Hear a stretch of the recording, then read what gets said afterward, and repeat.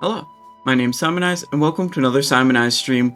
Today's Friday, and the PTR for Phase 3 is up. We're here outside of the Trial of the Crusader raid, and we're going to try to do as much Trial of the Crusader as we possibly can today. If you're watching on YouTube, there'll be links in the description, timestamped to different sections, you know, when we fight bosses, when we kill bosses, that kind of stuff. And if you're watching on YouTube, leave a like, maybe a subscribe if you like having me upload these VODs. I'll be playing on my rogue characters today. I've copied over my main a bunch of times over to the PTR, so I have a lot of characters to go through this raid as many times as I really feel like. And yeah, this character is very well geared.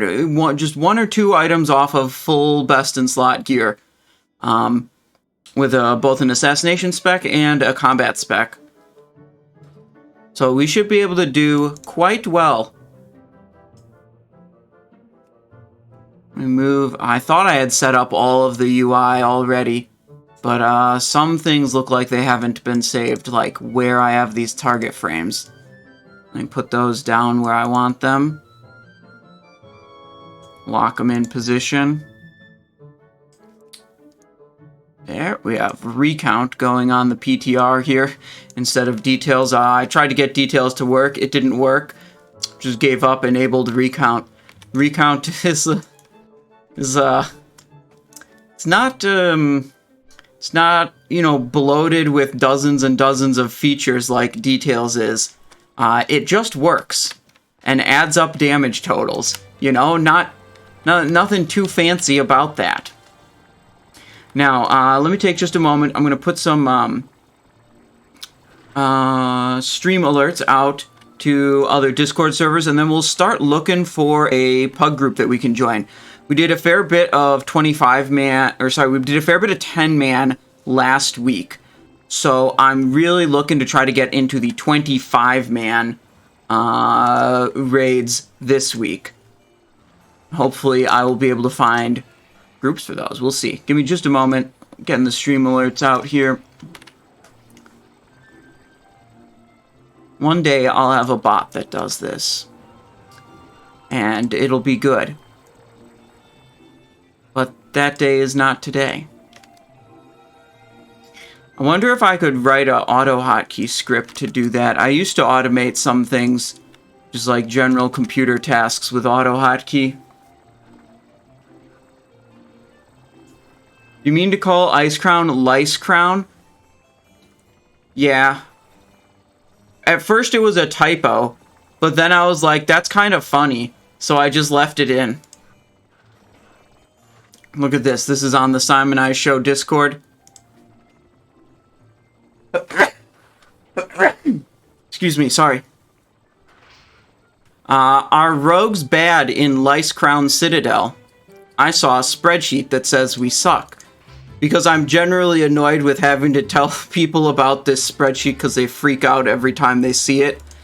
That says rogues are so bad in Ice Crown. I was like, whatever, let's just call it. I don't know. The joke doesn't really... I just thought it was funny, so I left it in. That's really it. Rogue rats in Lice Crown Citadel? Yeah, dude.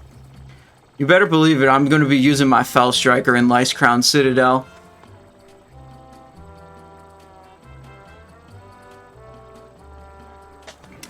Okay. Let's take a look at... Okay, that's... Maybe we go like that big. See if we can find any raids. We need one caster, prefer Warlock. Looking for raid, Trial of the Grand Crusader. Downward Coyote, hello. When should combat rogues start using armor pen gems? Not this phase, not phase 3, maybe later. Don't worry about it. NXF Rogue coming in with a Prime sub. Thank you very much. I appreciate your support. Welcome to the stream. We're shuffling through all of the looking for group chat.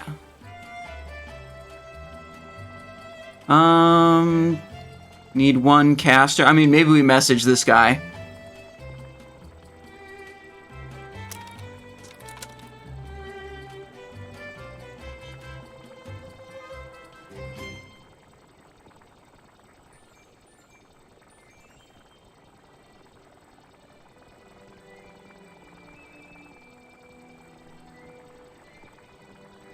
We'll see what that guy thinks. Guild run, need Boomy, Enhance, Holy DK, have experience. I probably should have emphasized that, like, I've already done 10-man clears. 1 DPS, Yarga. This was, how long ago was this? Right now, this was at 1:11:51. This might have been quite a while ago. It is now, that was like 6 minutes ago, and he needed 1 DPS. Hang on, let me edit this chat window. I'm going to create a new chat window that I can share up on the screen. LFG chat.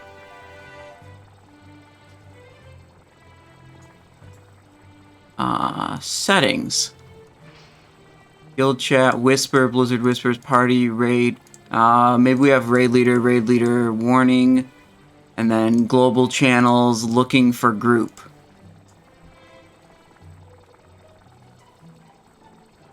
But there's no new messages. We're just going to type into Looking for Group channel. Rogue, looking for TOGC 25. Heroic. Can play Assassination or Combat. As needed.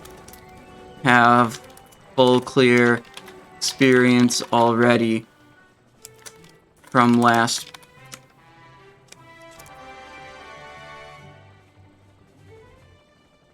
You must be listed in the Looking for Group system to send messages. Oh my god. Okay, Raid, Trial the Crusader, 25 man.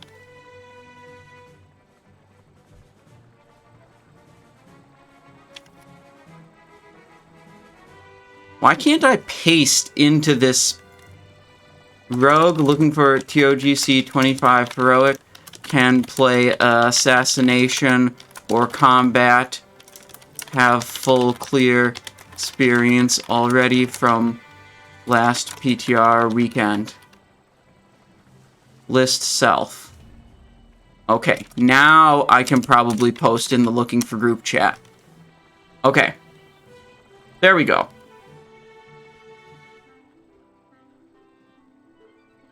AEII1 says, Wherefore said Sims were showing Phase 3 bits with armor pen simming slightly. We should probably ask Wherefore about that then. Your source of information is one guy. You should probably ask that one guy.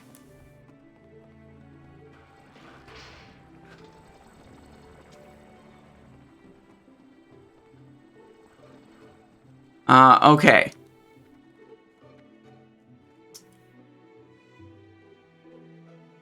Guild Run 1, Resto Shami, or Retribution Paladin, or Onyxia, any raid size done before on Prot Paladin. Okay, we just keep posting.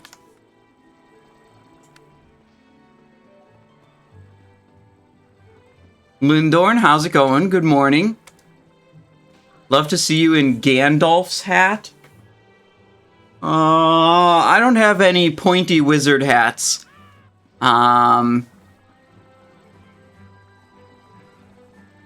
Unfortunately. But, that could be one I add to my collection. Something like that.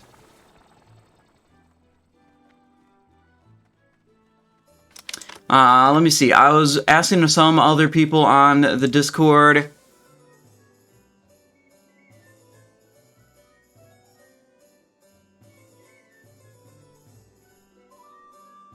Yeah, okay, I was reaching out to a couple different more organized groups, see if they need people. But the one I reached out to this morning says they're not running till around 5 or so.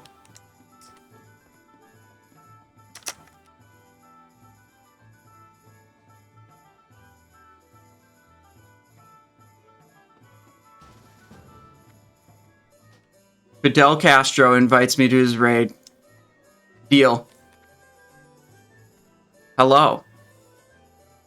Oh, now I'm disconnected from the server. Classic. Let's log back in.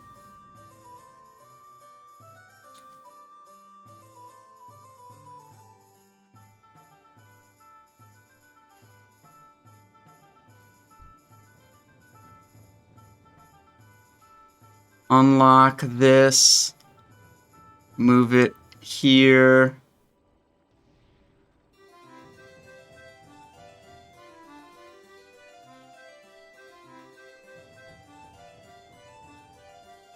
Hello. Okay, since we got disconnected, we now have to remake the custom chat channel because it didn't get saved. We'll just call this one Raid. Settings, say, emote, yell, no whispers, party chat, raid chat. No global channels, creature messages, yes. System messages, yes. Item loot, money loot, screw that.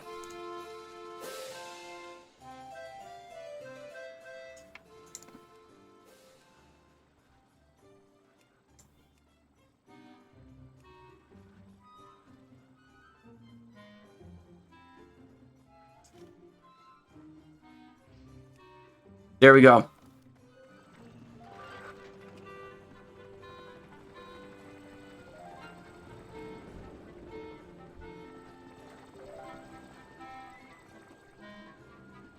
Doo-doo, doo-doo. Good music, of course. Let's see, do we have any... We got ourselves a 25-man group here. See if we have to join,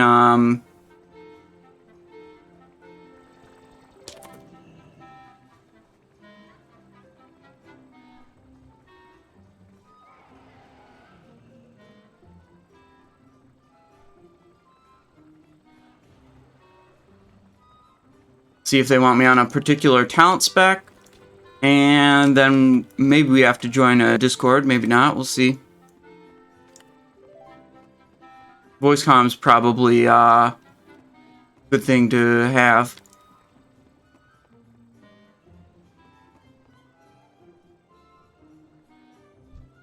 Aaron Vater Von Combat for buff. Okay.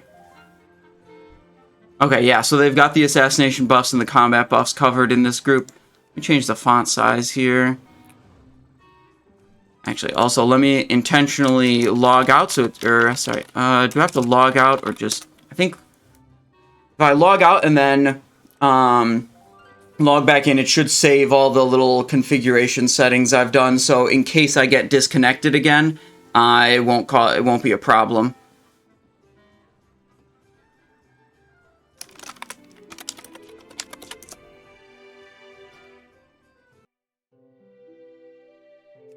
There we go. Voice comms with Fidel. I love that people just have, like, ridiculous names on the PTR sometimes.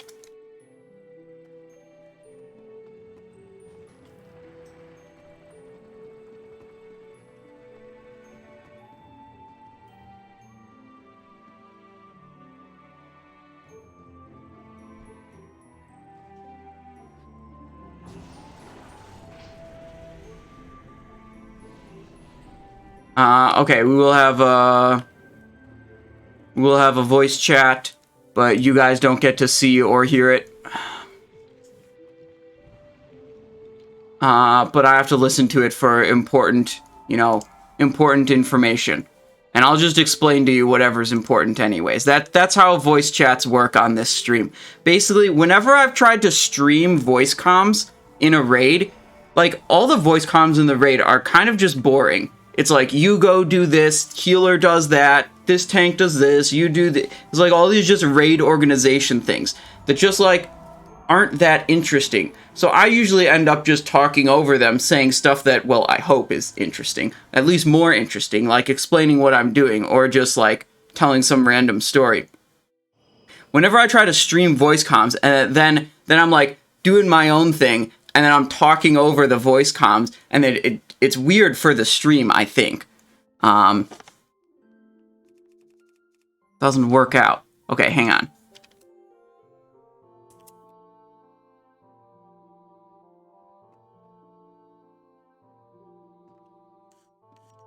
We're raiding with the Germans today. I may not even understand some of the voice comms.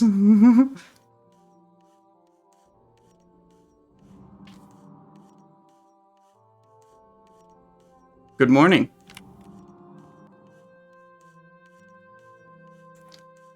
Oh god, I cannot. They're all speaking German. I can't. It's like German, German, German, and then they say rogue. And I'm like, oh, maybe they're talking about me? I don't know.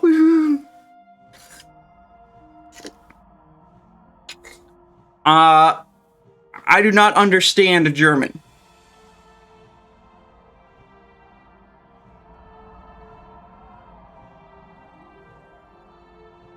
Tell them I listen to Rammstein. I only know one song from Rammstein.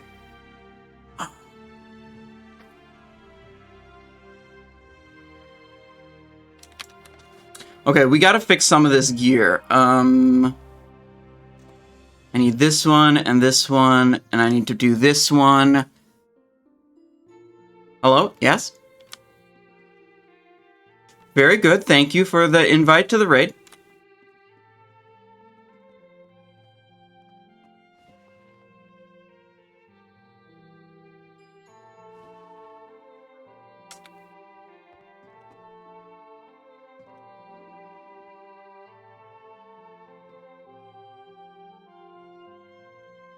Yeah, Simonized Show is the Twitch stream.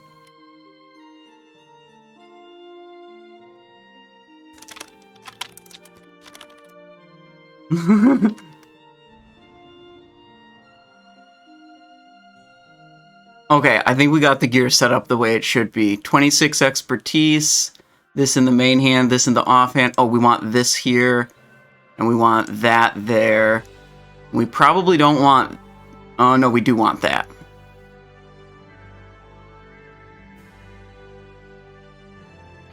Yeah, my guild's doing Saturday evening and Sunday evening. None today.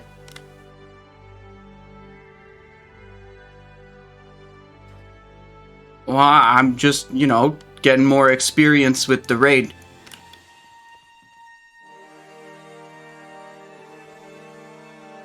I'm thinking I'm gonna do mostly Assassination. I think the Assassination has higher boss damage, but on like some of these fights, you want to do AoE damage, and on those ones, I think you usually want to be combat like a Ulduar.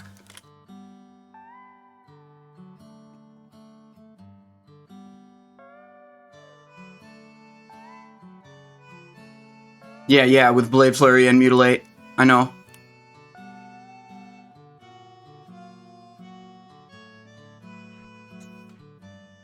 Okay.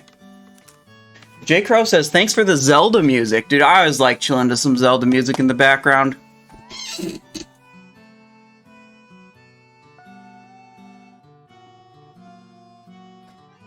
Alright, we go here.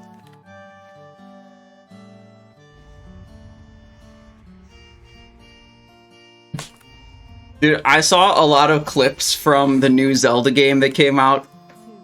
I thought it was hilarious. So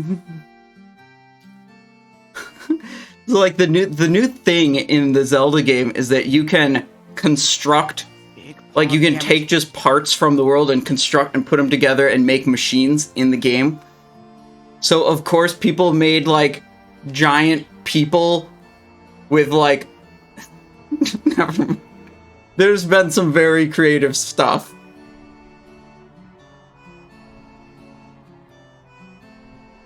Yeah, excellent.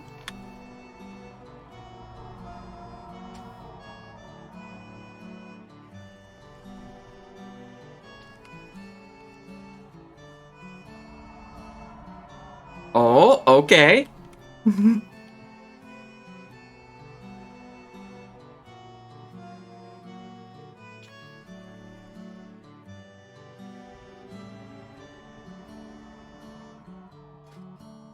Alright, I think for Beasts and Northrend, I want standard Assassination. For Jaraxxus, Twin Valkyr, and Ulduar, I think I want combat. I think that's probably the way I go, and then it's just kind of whatever for faction champions.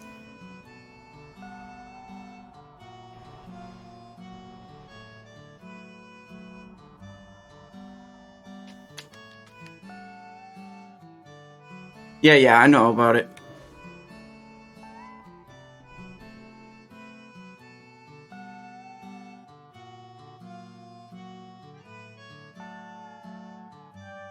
Peer Review gifting a tier 1 sub. Thank you so much. Thank you, Peer Review. I appreciate your generosity.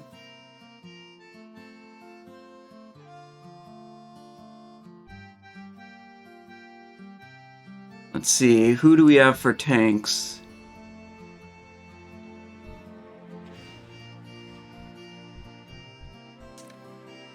Sure. Who are the tanks? It looks like MVK and anyone else? No, he doesn't look like a tank. Never mind.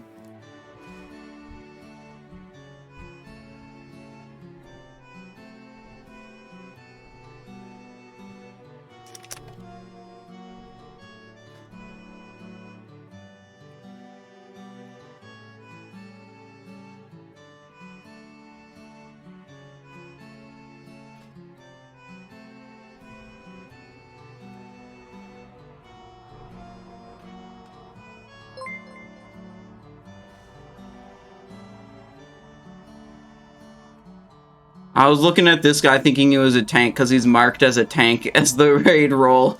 And then it's like, no, he has 26,000 health and a fury buff. He's definitely not a tank.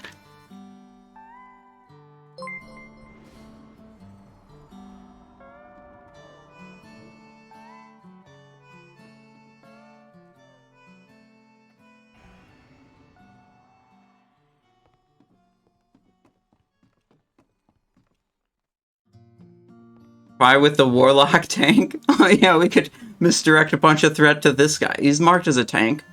He must want Tricks of the Trade. That's why he's marked as a tank. Wait, there's 2 Warlock tanks.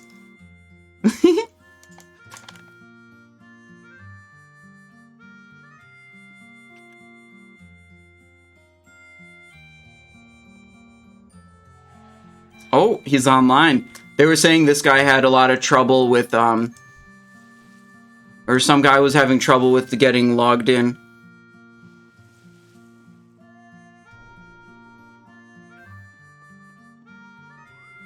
I think almost everyone in this raid is marked as tank, actually, now that I look at it.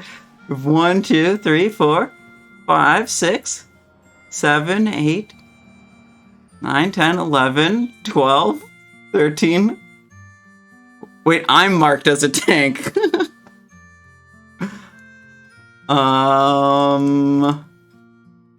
Where's the raid roll thing? You know what? There we go. Fixed.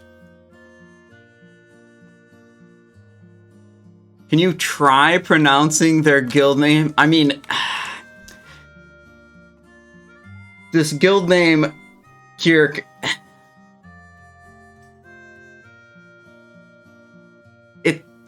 You know, I'm reading it, and I'm saying it to myself in my head, and I'm like, I think this guild is called Anus Rift. Which, you know, Anus Rift in English, kind of weird.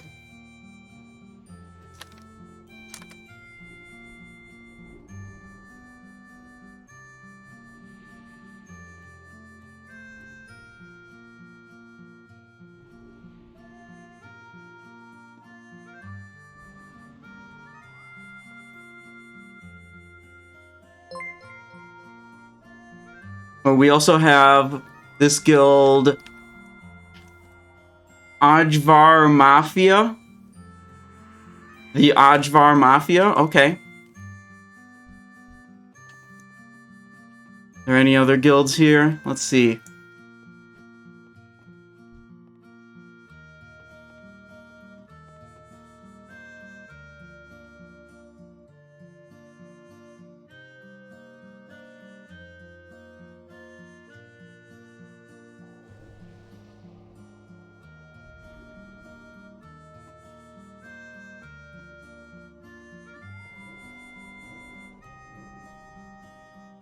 Can't wait to get my stuff done so I can hop on this for the rest of the day. Yeah, We got a busy weekend with lots of Trial of the Crusader happening.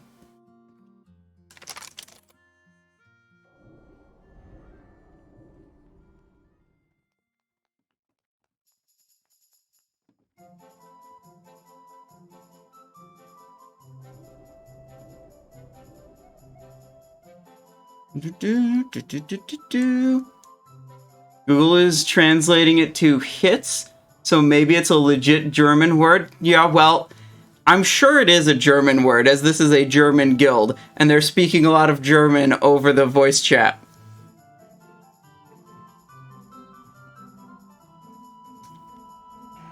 I can ask. I can see if I know anyone.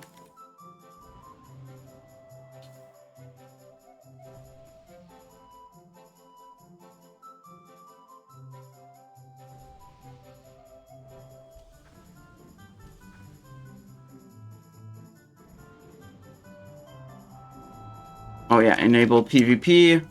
That's fine. Okay. Looks like they need a tank to play. I just post on my guild chat. I'm in a PTR group for TOGC 25-man heroic. In need of one tank because their tank is having some problem with their client or something. Let me see who is leading.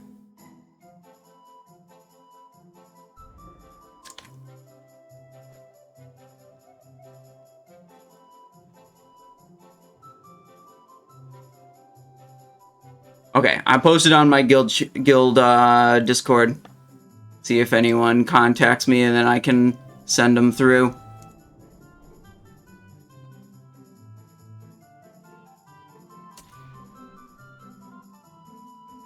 Big pog damage. Ghastly coming in with a prime. 8 months of support, Ghastly. Ghastly. Thank you so much. Welcome back to the stream. I was just watching a clip of you the other day. You want to see what clip it is I was watching of you? Hang on. I have to find it real quick.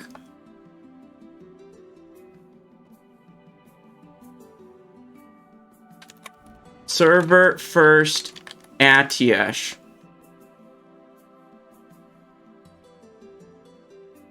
This one. Right there, look at that. He's got his Power Ranger helmet on, and he's healing the shit out of everyone. Oh, it's on Jim? Oh.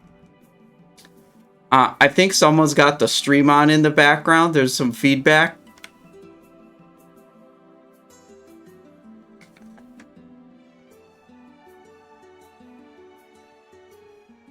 Hang on. I'm getting some feedback. Let me check. I'm looking to see who it might be. No, okay, I think they fixed it. They fixed it. Yeah, okay, it's good.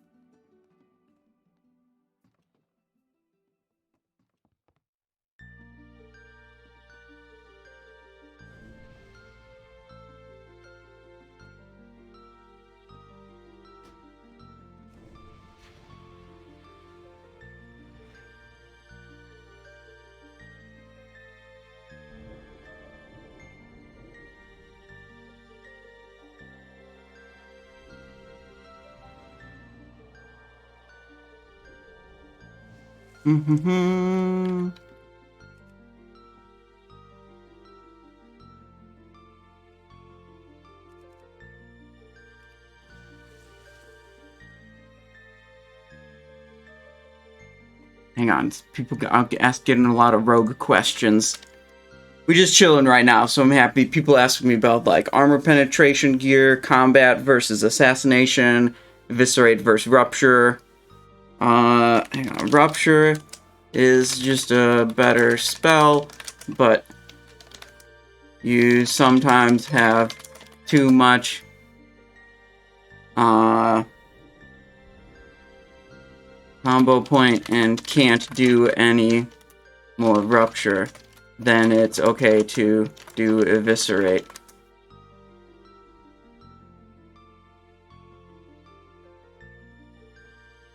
Okay. We're working on getting this tank situation.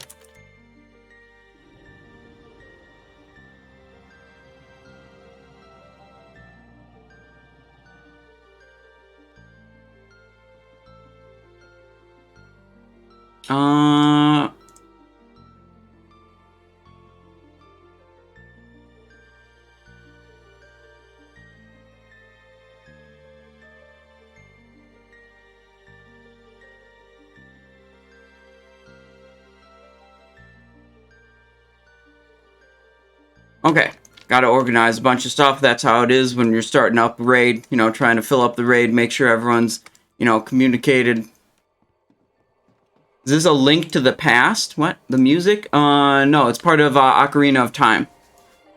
I don't have a link to the past stuff on here. I've got Majora's Mask, Ocarina, Wind Waker, and this one I believe it's called Campfire Ambiance. I think it's from Breath of the Wild is most of the music there.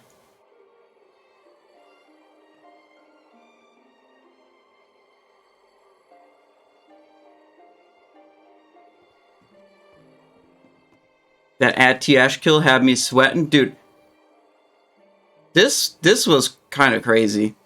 Like, look at the health bars. Like, everyone's going down. This guy gets, look at that, so low. Then he gets a heal. Oh, it's on Jim? Oh.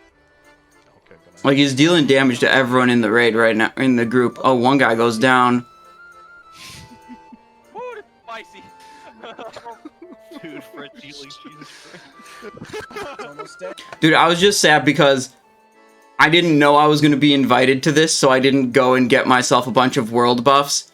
All I got was Antonisus, Reaper of Souls, to then do damage, but no world buffs.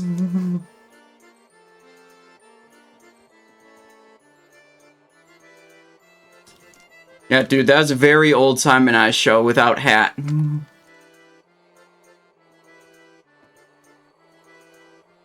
Oh, guys, if you want to check out that clip, I'll link it in chat. BZYX with a Prime sub, 3 months of support. BZ, thank you so much. Welcome to the stream. Welcome back to the stream.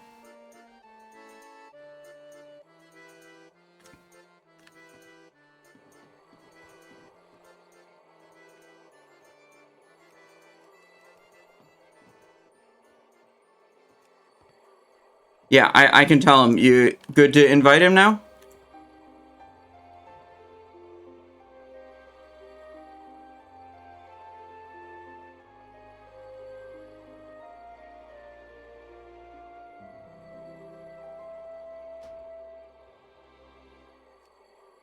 There, I did suggest invite.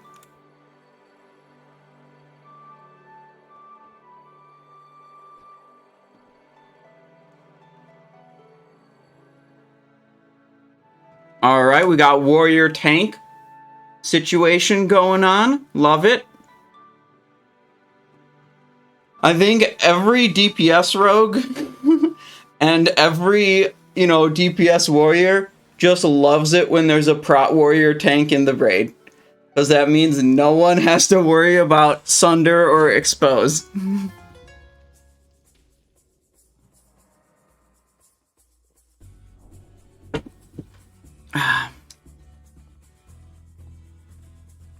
So I'm thinking there's 5 bosses in here. I think I go Assassination for the first boss, Beasts of Northrend. And then I think every other boss I'll just go combat. Until the prot doesn't... Dude, the prots have... Dude, that isn't like Devastate part of their basic rotation? That would be upsetting if the prot didn't sunder. Fang of Oblivion.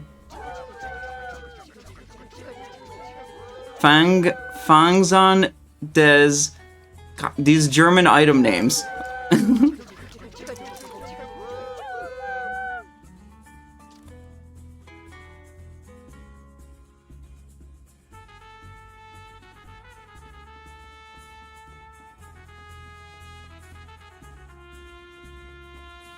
Gold Bullshark says, you're from Germany? Ah, well, I'm playing with a bunch of Germans right now. It's very good. I kind of like this about the PTR. It's like, you look in the looking for group chat, there's people typing Russian, there's people typing Spanish, there's people typing, you know, Korean and Chinese and English, and this is like, everyone's together, and like, yeah, that might get a little annoying if I was trying to play on that server like all the time, but like when it's PTR, it's just kind of cool seeing like everyone in the world around together on the same server.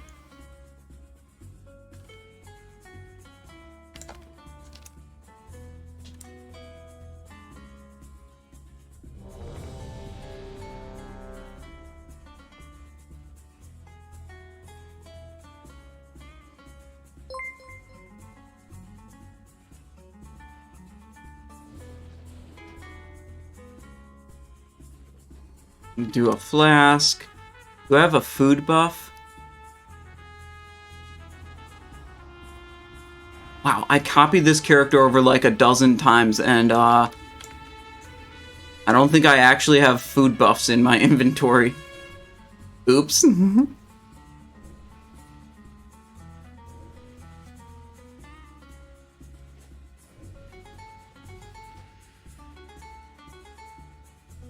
But yeah, super. I was looking for tank.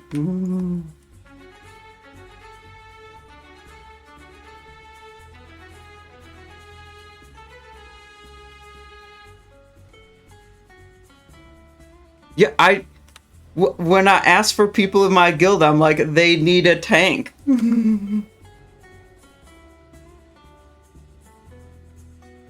Oh, okay. I thought you saw my message in the guild chat. Okay. Okay. My warrior buddy was a little bit confused on what he was about to roll up as Fury. There's a bit of a communication between the two like primary English speakers in the raid. There was a communication issue. It wasn't between one of the English speakers and one of the Germans. It was between the two English speakers. Maybe there's more English speakers, but whatever. It's not where you expect the communication problem to be.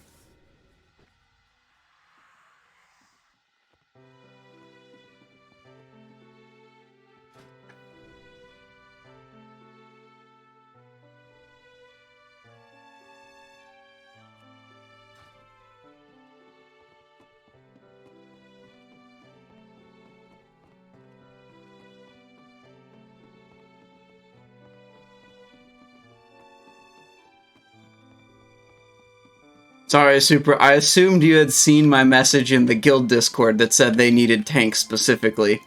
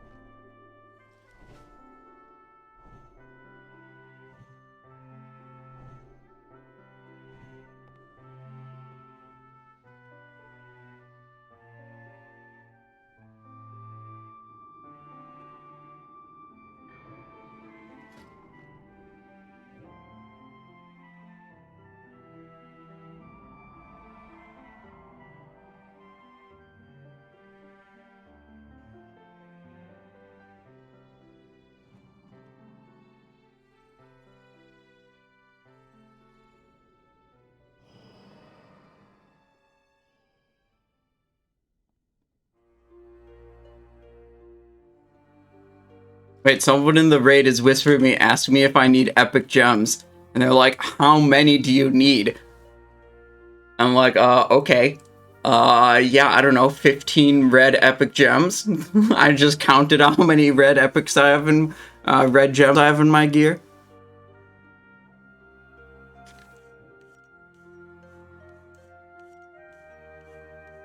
Wait, he's making them.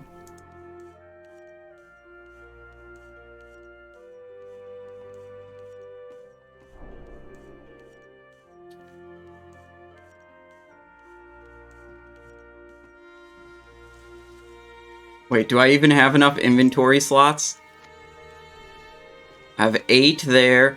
9, 10, 11, 12, 13, 14, 15, 16. Yeah, okay.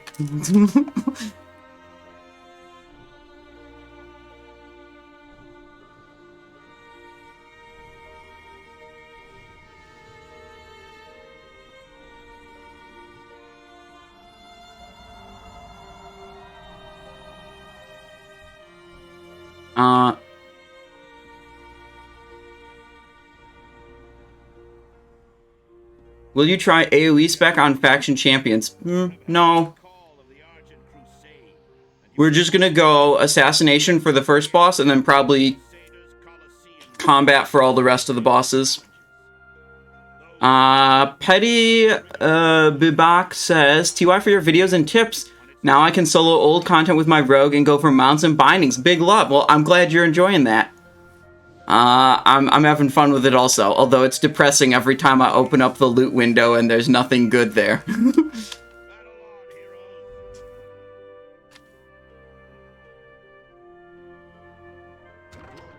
Alright, here comes Mr. Gormok.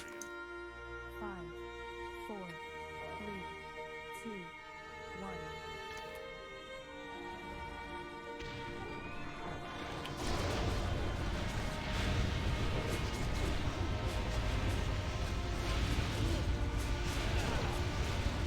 1. Okay.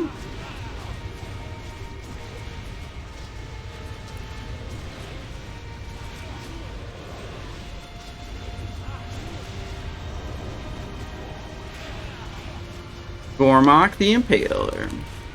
So we're just standard Assassination right now. We don't have any Blade Flurry, so we can't do much with Snowbolt.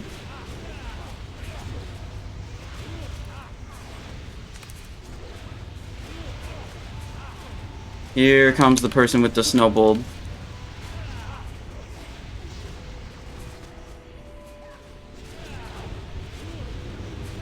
Switch target.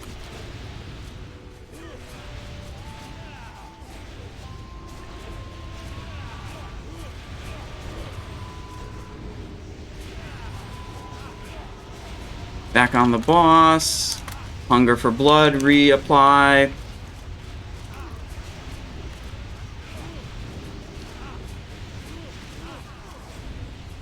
Here's the Snowbolt again. Should vanish. We should have vanished much earlier, actually. It's our mistake. My mistake.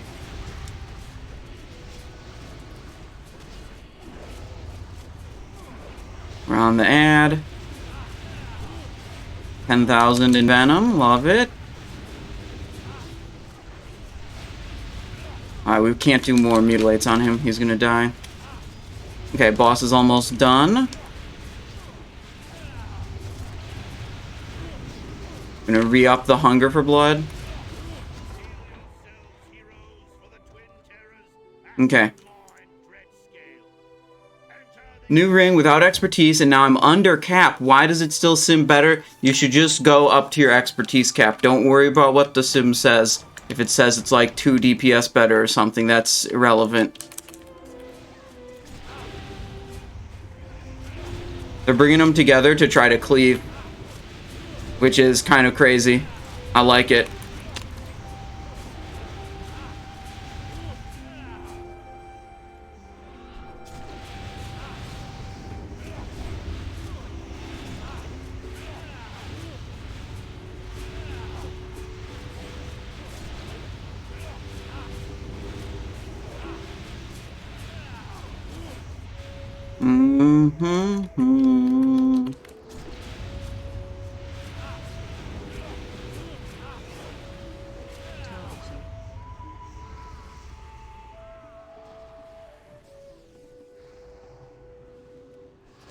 Damn.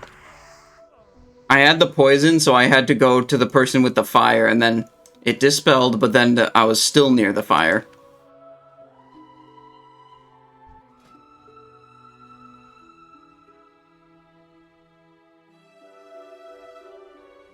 Almost.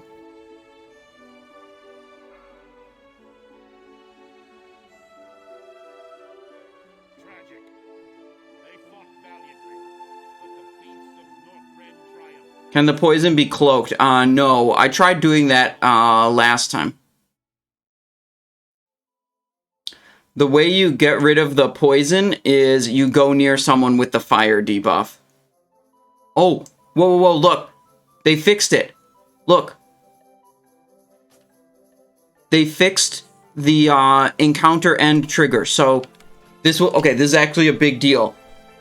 Last PTR, your cooldowns would not reset when the when an encounter ended or you wiped. Like, you'd have to wait a whole 10 minutes to get another heroism. But look, exhaustion is gone now.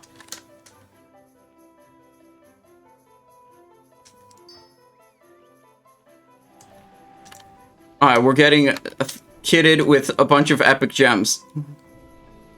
12. Need 3 more. Whatever, close enough.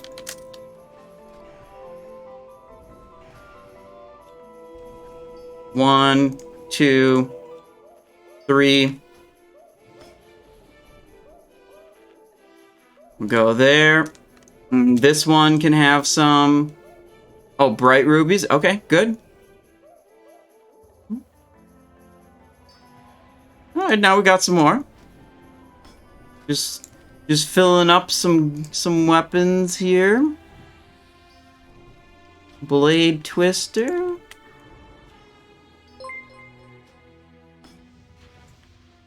This one. This one. They got a lot of epic gems already.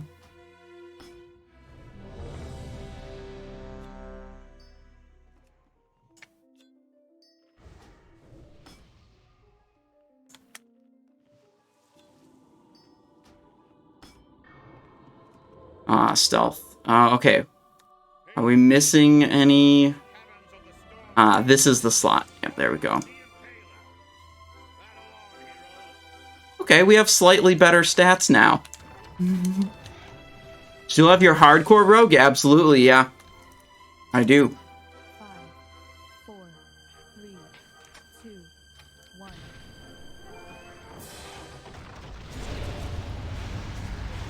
Alright, we're gonna hold that speed potion actually until the Acid Maw Dread Maw section.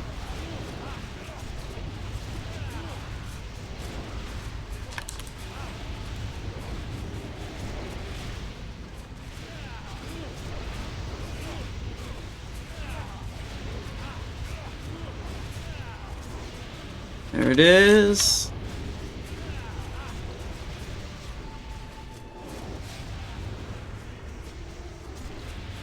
We're on the ad.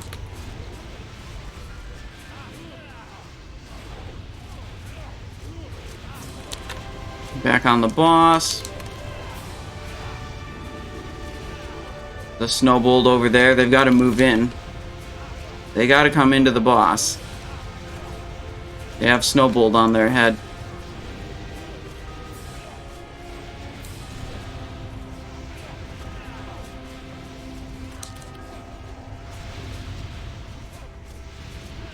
Alright, we'll do this in Venom. Then we switch on to this.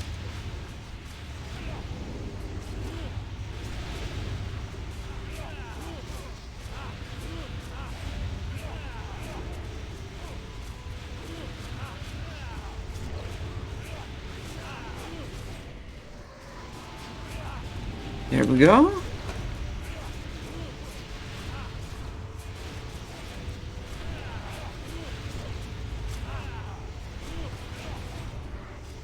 There's a lot of...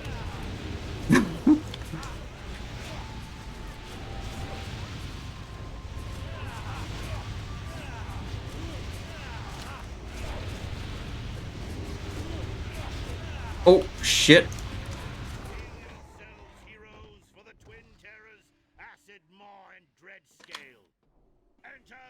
Okay.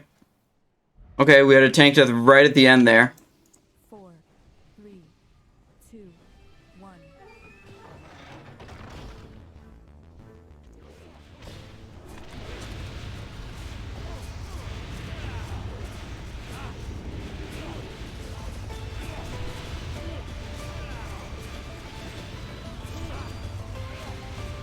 Oh, Oh, no. Some people had some fire in the melee, I think. A lot of people went down.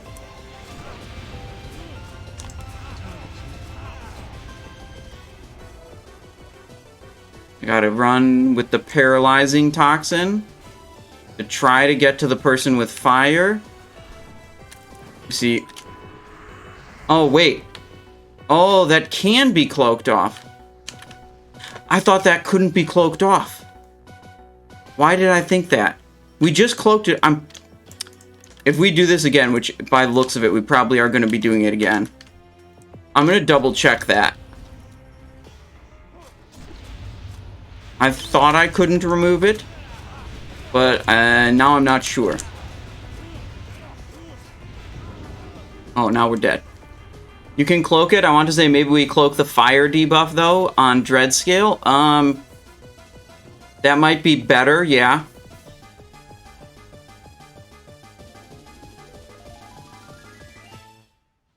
No, that really looked like I cloaked the debuff off. Now I'm thinking you can do that.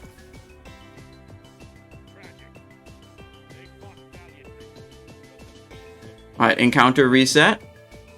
Dude, the thing I'm most hype about is they got the encounter end trigger working, so you can just heroism every pull, and you don't have to wait 10 minutes.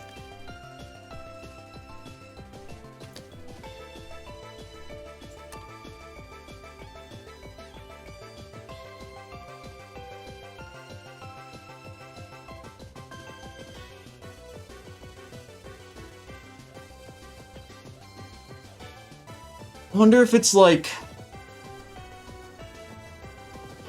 I wonder if I tried to, like, cloak it once I was fully immobilized, and if that was something different.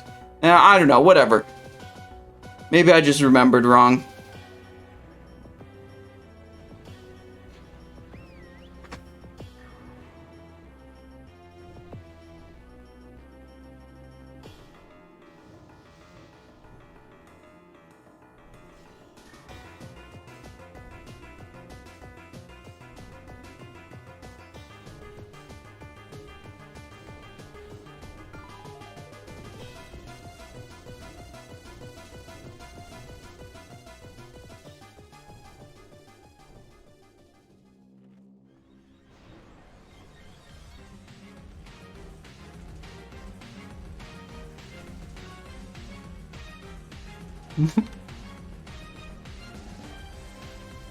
Okay, so one thing that can go wrong that I think went wrong on both of these attempts is the raid stacks up too much, either the melee or the range DPS, and then they get a fire debuff, and the fire debuff, what it does is it deals damage to the person who has the debuff, but also everyone around them. So if everyone's clumped up, that's a lot of extra raid damage that can get people killed pretty quick.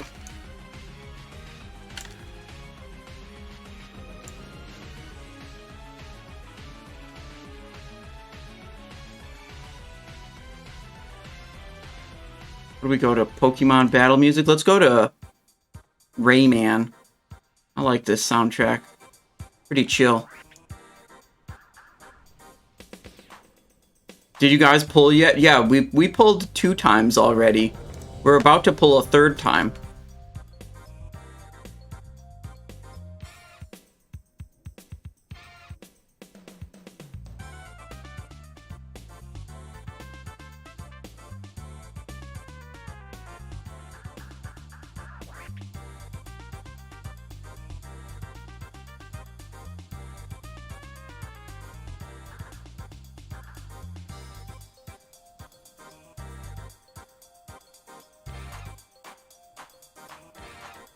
Alright, everyone ready? Okay.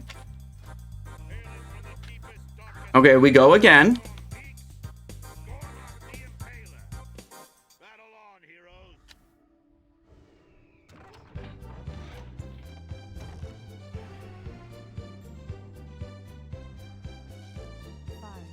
Tricks of the trade on tank.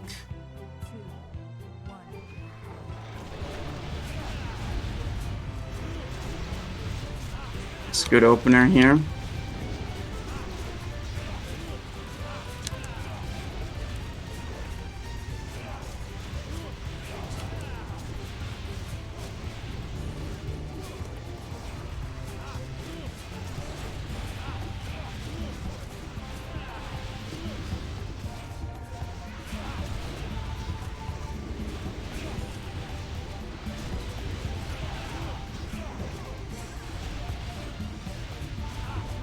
We're not going to mutilate again here. We're going to go back to boss.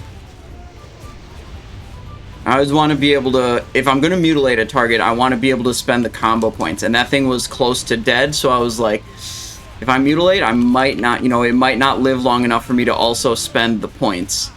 So I just opted to not mutilate.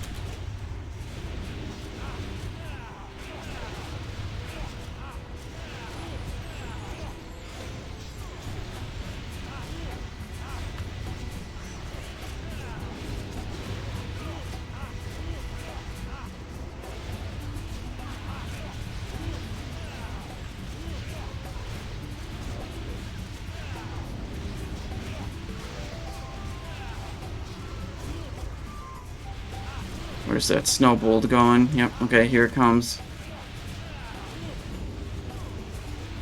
Oh, I was at full health. I wasn't paying attention to my energy bar for a moment. That was super bad.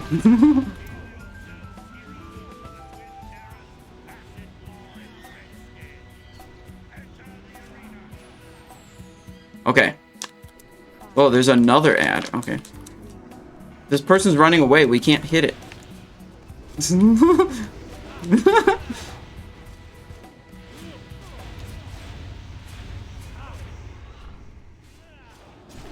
Okay, time for the worms.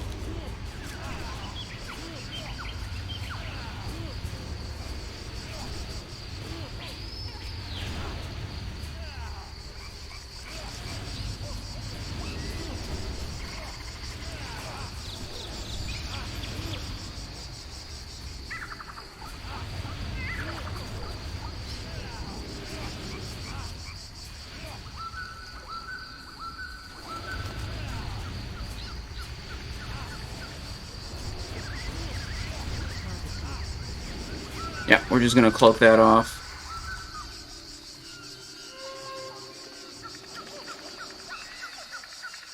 Everyone's spread out.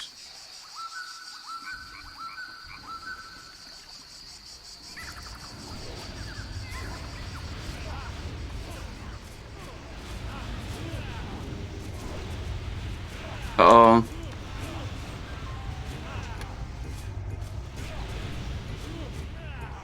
We got some down.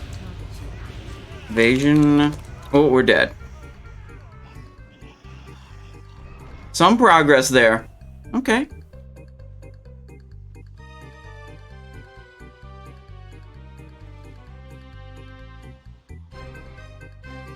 Yeah, we didn't get the transition into Acid Mod Dread Scale super well because we had like an extra ad that wasn't killed.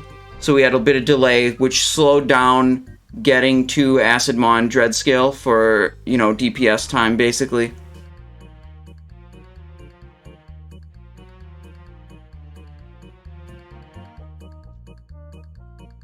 This person's still in combat.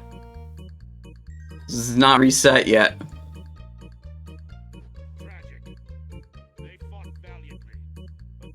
There we go.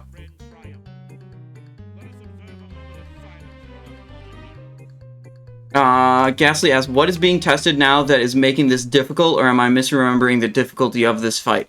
I think what we're screwing up on is we're losing a lot of people. There's a debuff mechanic on this boss where, like, one of the worms does a poison debuff on you that gradually slows you down until you get immobilized. And then another boss, the other worm, does a fire debuff. And the fire debuff deals damage, you know, ticking damage to you and everyone around you.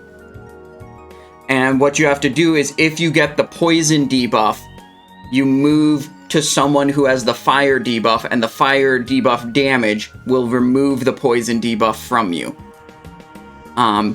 That's how that works, but for the fire debuff, you need to make sure the entire raid is, like, really spread out, because you don't want that fire debuff landing on someone, then pulsing damage to everyone around them and, like, causing a crap load of raid damage.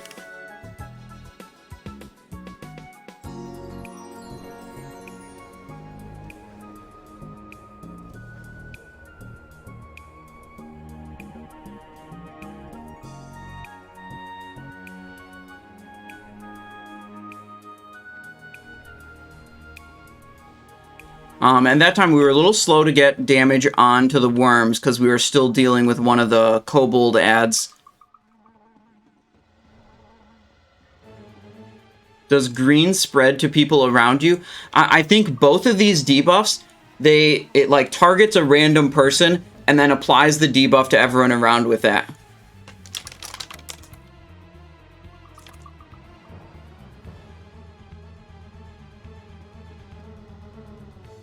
So, like, if you have all the melee clumped up, and then, like, one of them, the poison debuff gets applied to one of them, it probably gets applied to all of them.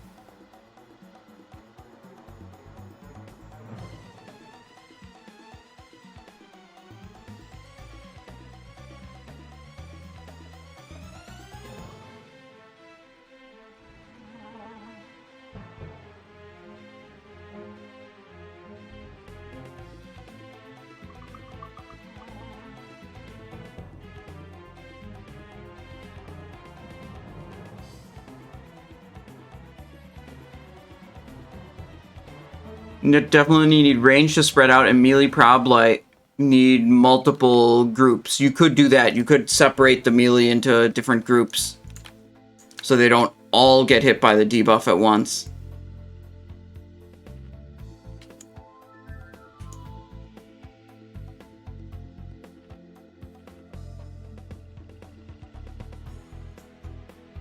Mm-hmm.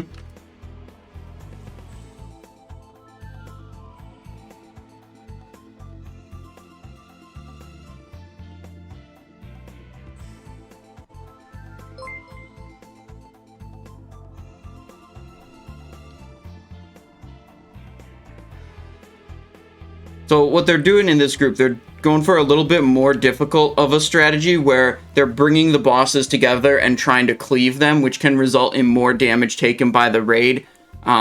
Makes it a little bit more difficult to handle some of the boss abilities, but it increases the like raid DPS threshold because you allow a lot of the melee classes to cleave, so their total throughput can be way, way higher.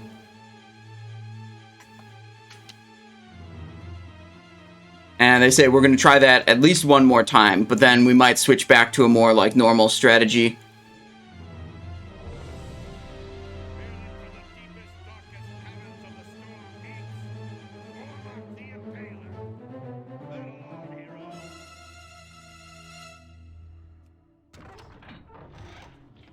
Okay. Another Gormok.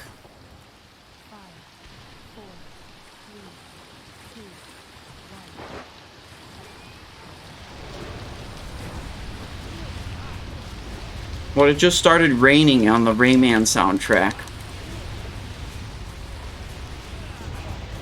There we go, much better.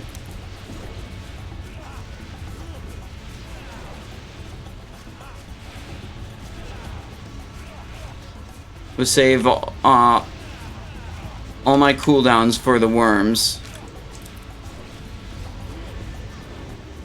Which is not much in terms of cooldowns, like Assassination Rogue just doesn't have that much.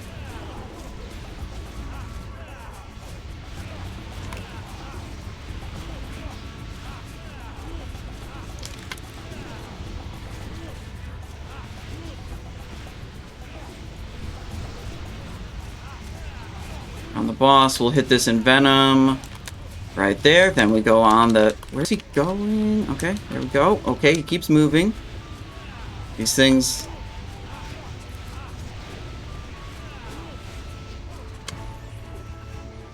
Beyond this guy now.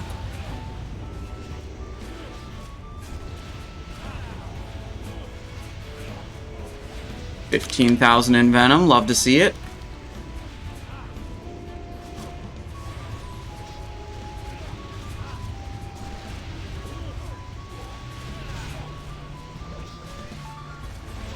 Oh, it's on me. Okay, Vanish doesn't do anything when it's already on me. Cloak doesn't do anything when it's already on me.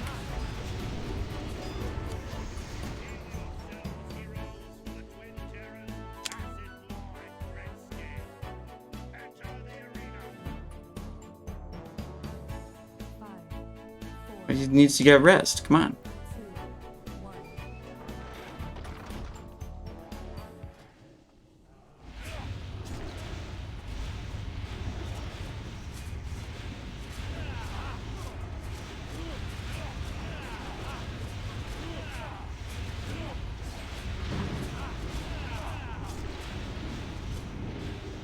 That's oof.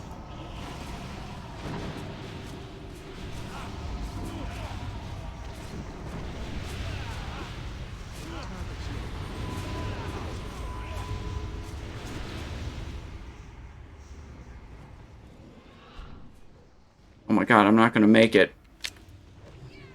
Oh, I made it, and I'm not dead. Okay, that's good.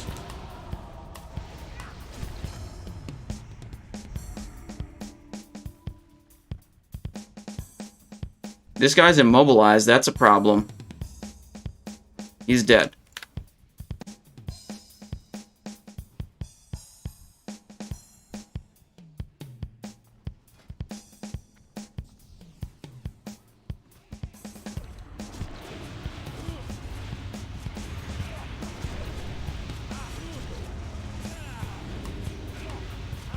I think what they were trying to do there...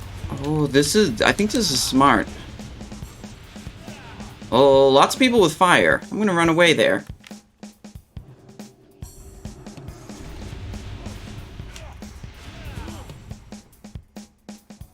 Like, this guy's got fire.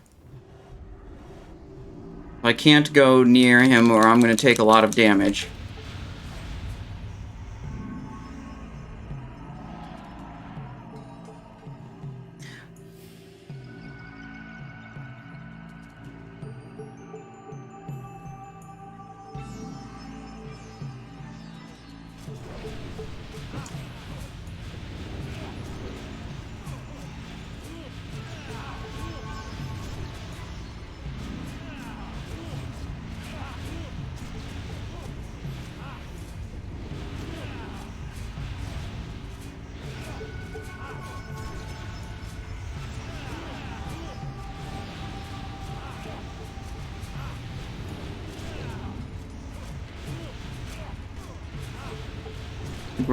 We could get it here. Just gotta pump some damage. I burned my Vanish there, which means I'm not gonna have it for Ice Howl. Whoa.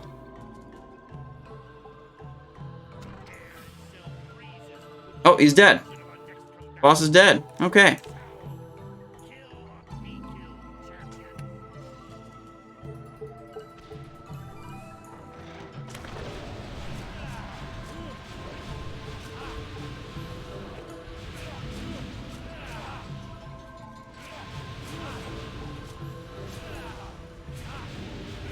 Uh-oh.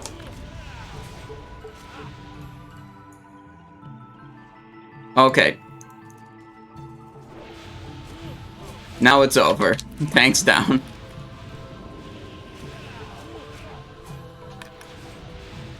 I got evasion, though.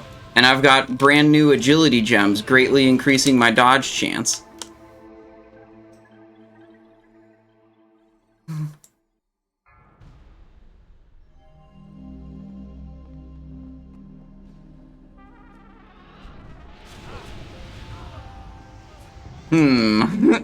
Almost.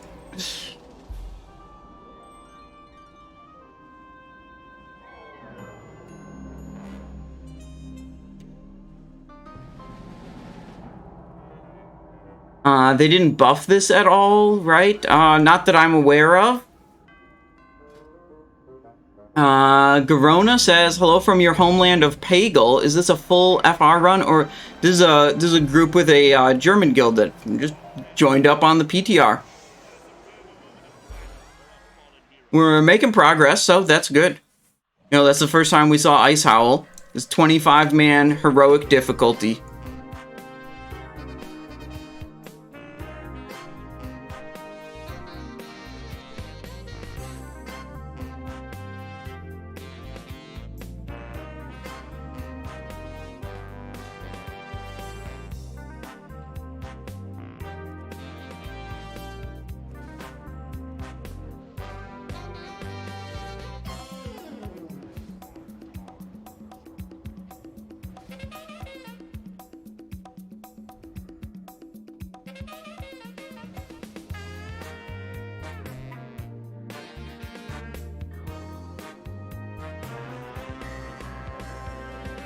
All right.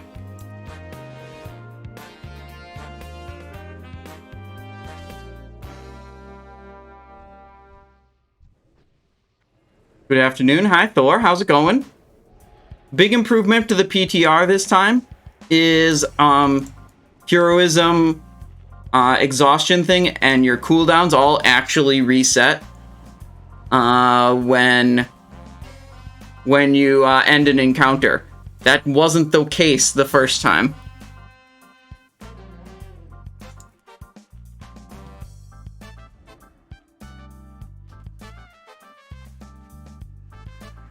Instant poison, deadly poison. Yeah, I need to set up the characters again.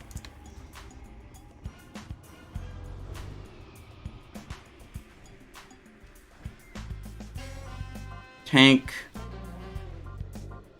And tank. Wait, I think Super is off tanking duty now. Copy character.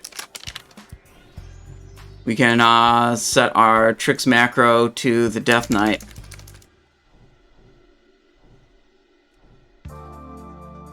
Looks like they got their guild tank back on. It was having trouble logging in before, I think they said.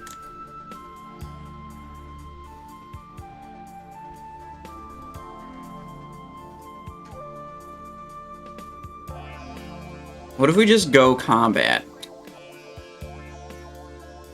What glyphs do I have? Adrenaline, Killing Spree, Faint.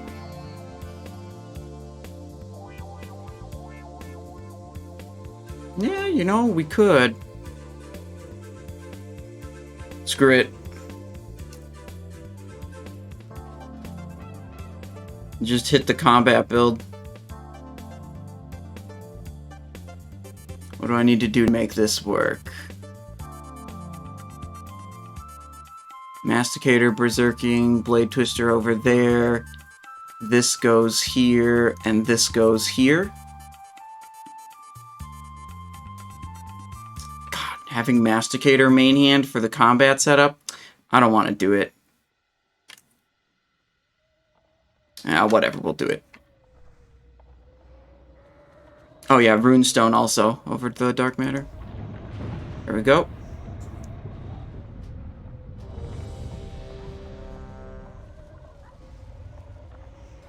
Alright, we're combat now. Just because I feel like it. And we'll probably just be combat for... Oh my god, I'm so slow. Dude, look at it. I'm holding W and I'm moving slowly. Oh my god.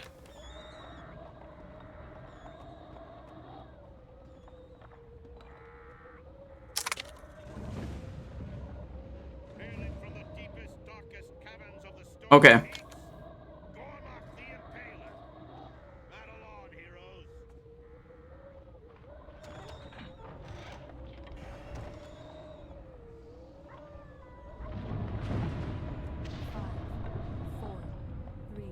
Alright, just do a little combat action.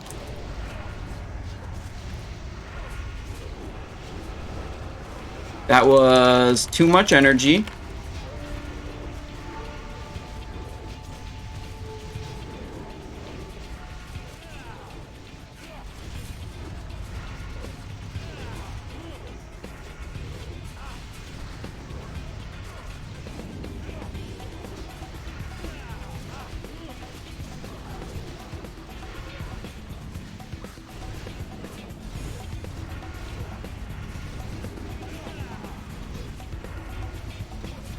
On the ad here.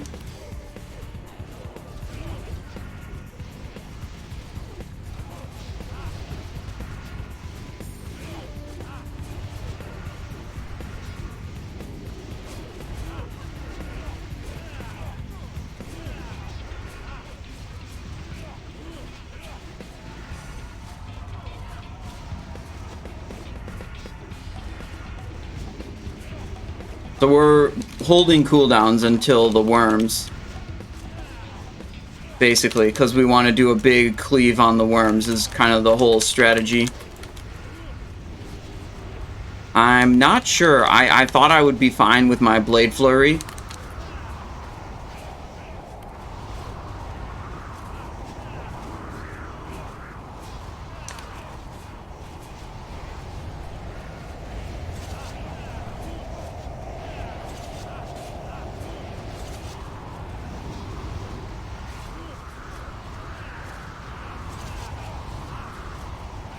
Yeah, I think that Blade Flurry, like, no good. It's like, these are going to spawn in less than 30 seconds.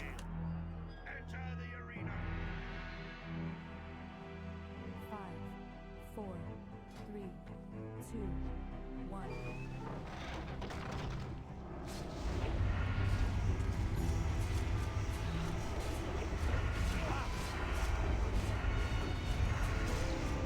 Waiting for this rune stone to come up.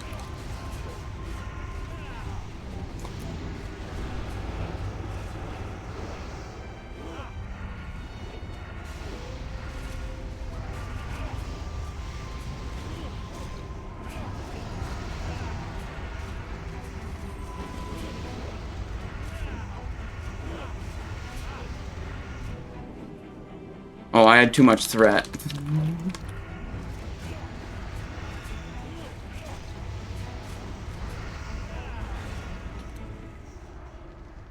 Alright, everyone spread out. So they're spreading out like super good here because there's going to be like a burning bile right at the start, I think. They want to make sure that that burning bile doesn't kill anyone. Sprint.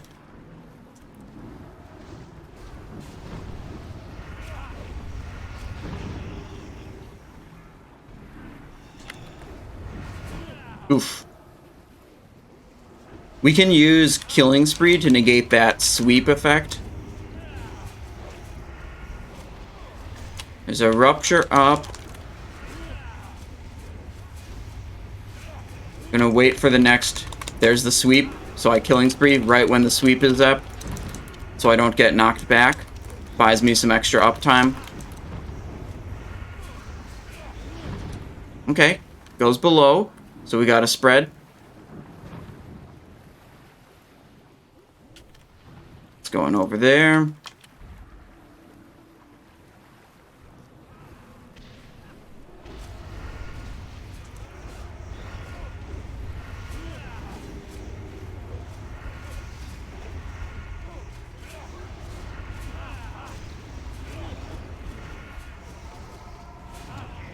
Okay.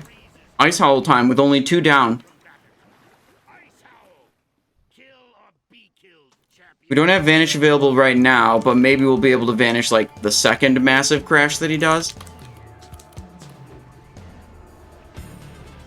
Now, if we go at maximum melee range, we should not be knocked back by the whirl effect.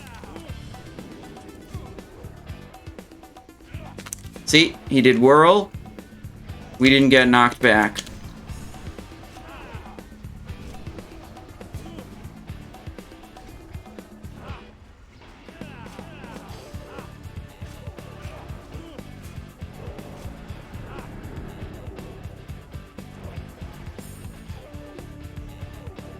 Okay, we're stunned here.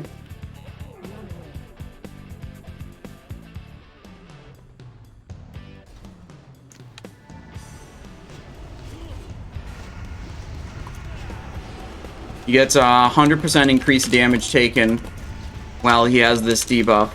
So we hit all of our cooldowns there. Best time to use them. Alright, now we have to get back to sprint.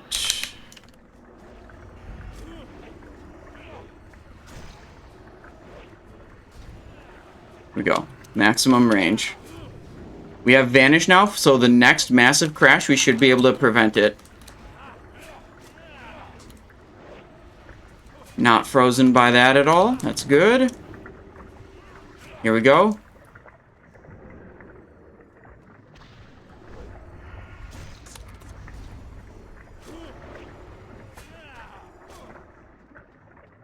Okay, I did the rocket boots at a bad time. I should have saved the rocket boots for that last part.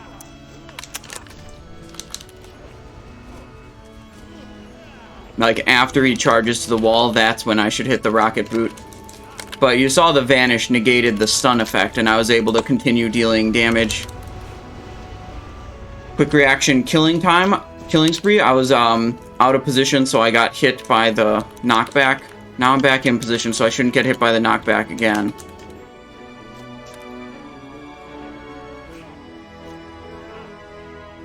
Human racial, get out of the ice breath. Oh, here he goes again.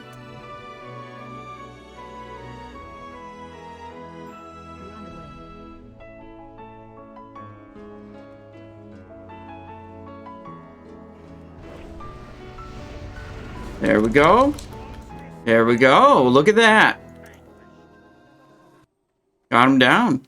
Boots of the Courageous. Shawl of Refreshing Winds. Black Chitin Bracers. Bone Shatter Arm Plates. And a Crusader Orb. And a Trophy of the Crusade. And another Trophy of the Crusade. Okay. What are my glyphs right now? I'm gonna need a fan glyph for this next one.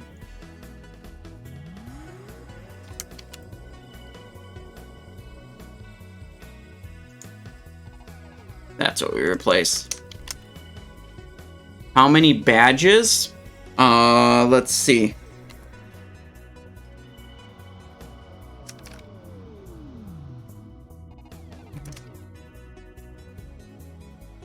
We got 5 Emblem of Triumph for killing that guy, I think. I don't think we did anything else today that would give us an Emblem of Triumph.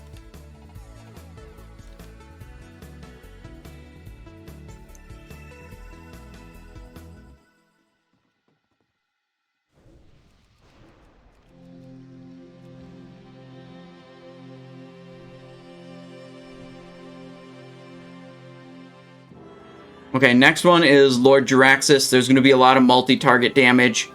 That's why we got this Fan of Knives ready to go.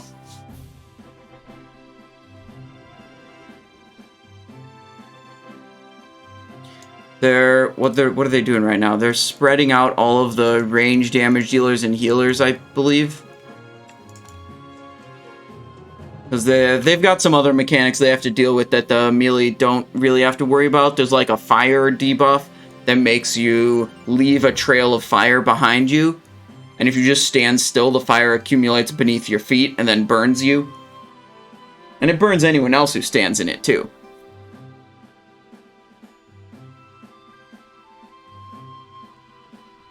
So the range have a bunch to worry about. The melee, it's basically like interrupt Jaraxxus's fireball ability and pump the boss.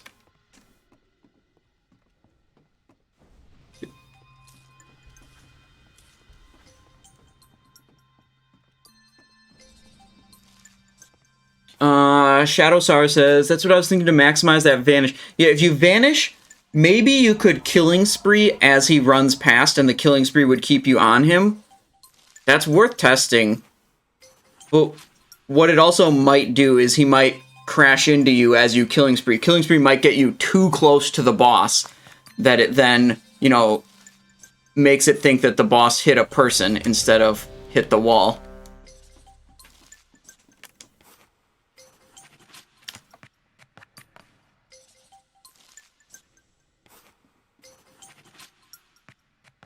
Goulash Cannon. I think our tank is called Goulash Cannon. Nice.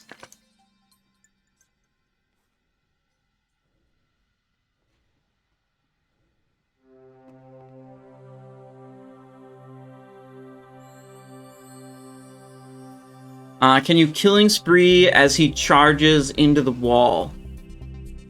Oh yeah, that's what I was just talking about, yeah. Still using Feint Glyph? Yeah, I have a Feint Glyph on.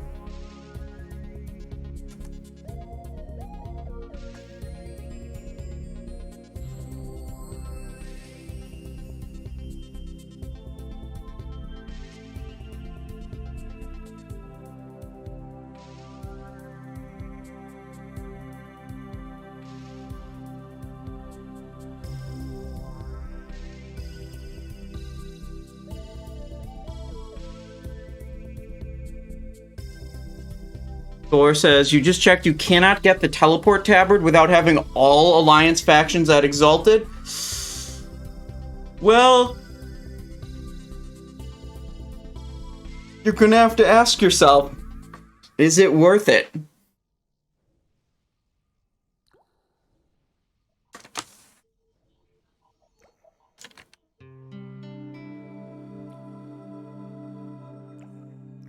AJ can fly. Here's the thing.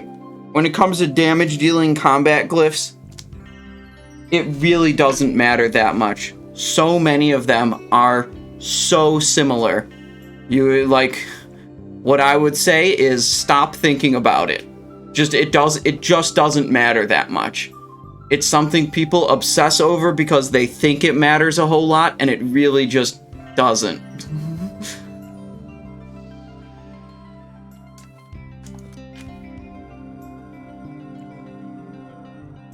Like, glyphs matter a whole lot for a lot of other classes and specs, but combat has like a half dozen glyphs that are all like within 0.1% of each other on a simulator. So I would just not worry about it.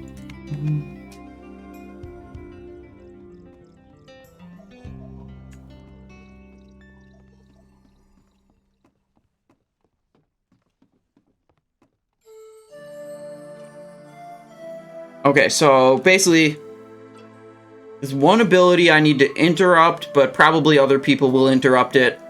And then, like, the main thing with Lord Jaraxxus is he'll occasionally spawn a nether portal, and you have to kill the nether portal really quickly. Because the longer the nether portal's alive, it poops out extra demons. And then he also spawns Vulcans, and it's the same thing. You just have to kill the volcano. You just have to kill the volcano so it stops pooping out infernals.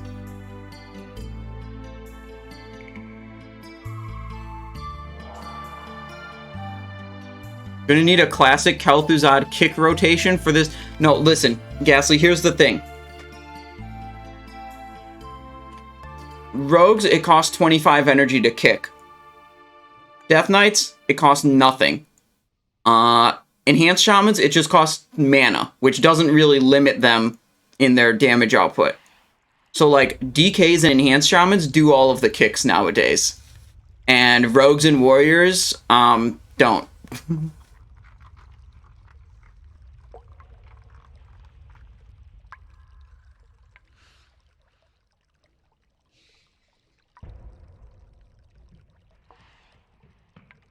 Linkswin says, I had an idea about what Blizz should do after Wrath. What if Alglon sends reply code Omega instead of Alpha and sterilizes the plant?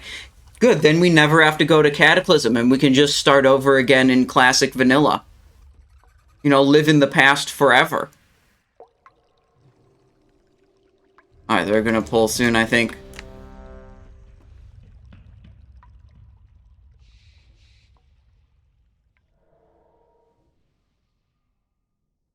Yeah, I think everyone keeps asking me, am I going to play Cata? Am I excited about Cata? Blah, blah, blah, blah, blah, blah, blah, blah, blah, Cataclysm. There's been no official announcement. There's no PTR. There's been no official indication that Cataclysm is even happening. It's just completely not on my radar.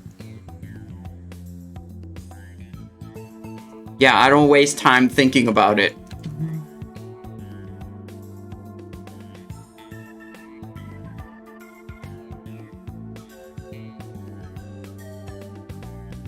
Someone bought all the rune cloth already? All the rune cloth for what? Leveling up your factions?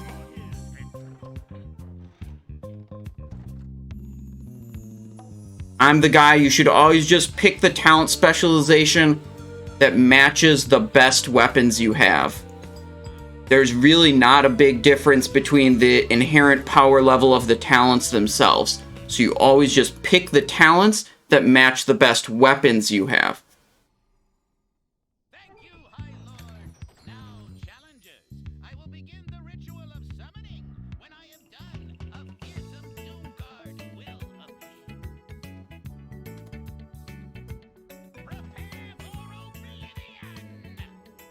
Okay.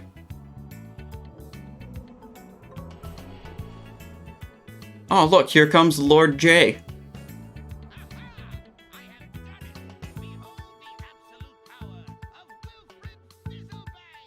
Wilfred Fizzlebang has summoned Lord Jaraxxus.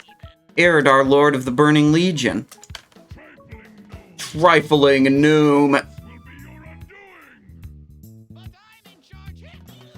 Oh, he's dead. 4, 3, 2, 1. Tricks the tank.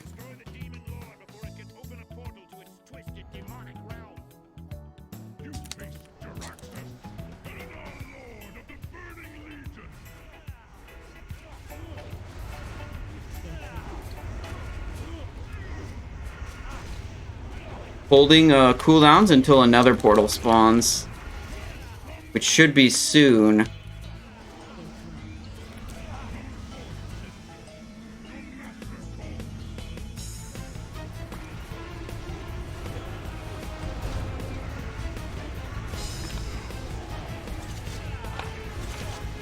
Oh, we're dead. We did too much damage, that's why we died. There could be no other explanation.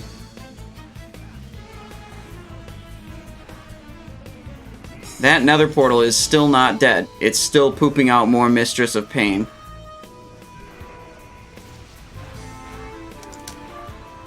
Okay, unlucky. We did not kill the nether portal fast enough. And we got a lot of Mistress of Pain spawning.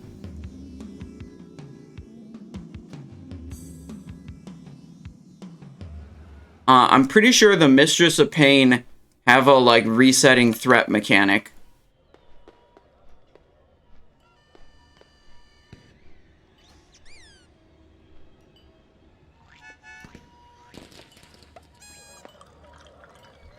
Ice Howl just chilling over there. Don't worry about it. Okay, let's do this music now.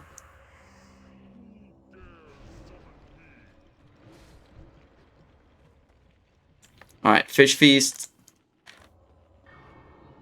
Yeah, Evasion's probably good once the Mistress of Pain starts spawning. Yeah. Oh, there's so many different buttons you have to press in such a short time.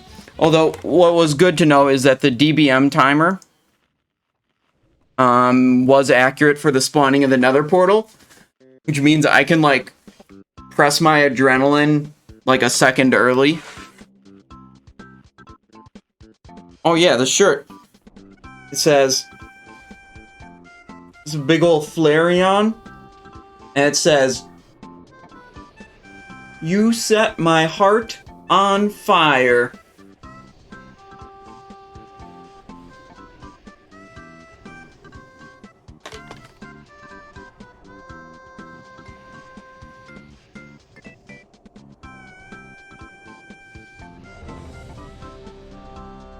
Ready?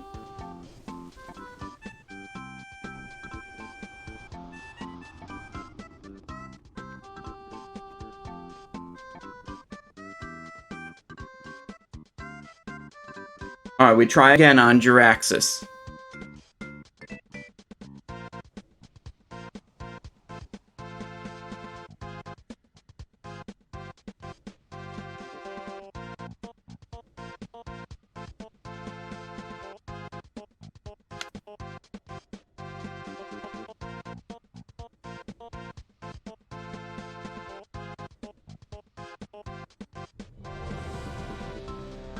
Maybe we should No, I don't think we should save the Tricks of the Trade. Because there's so many globals I'm trying to get off at the same time there. I don't think it's good to try to do one more. We'll just try to do the evasion, and we'll try to sneak in a... Whoa. Okay, he went the other way for some reason. Okay, another portal in 12 seconds.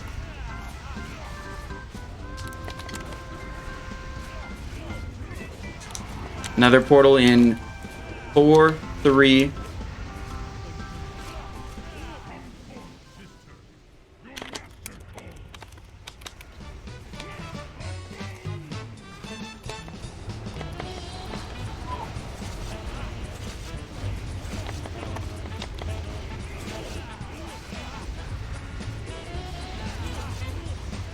Nice.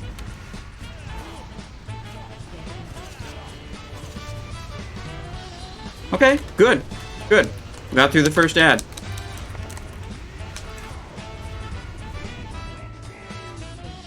There will be a volcano next.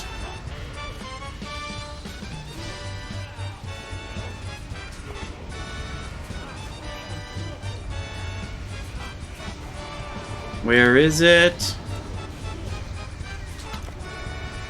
Trying to keep an eye out for this volcano. Whoa! Oh! Infernal volcano. Who had... Oh, someone had fire in the melee. It could have been me. Let me look in my raid. Infernal eruption soon. No, I wasn't the one with Legion Flame, but I just did not move out of the Legion Flame. And then the volcano was super delayed. That's okay, so here's a good note. The nether portal always spawns exactly on its timer. It looks like the volcano can spawn basically whenever. The nether portal is a precise timer, whereas the volcano is a cooldown, and then he can cast it anytime after that.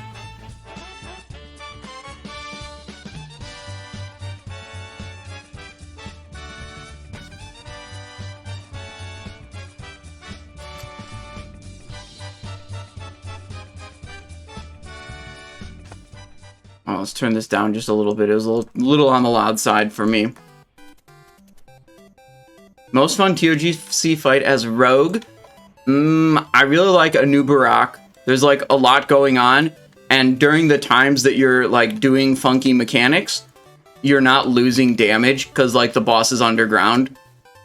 So like the funky mechanics are fun because you just do them and you're not losing damage.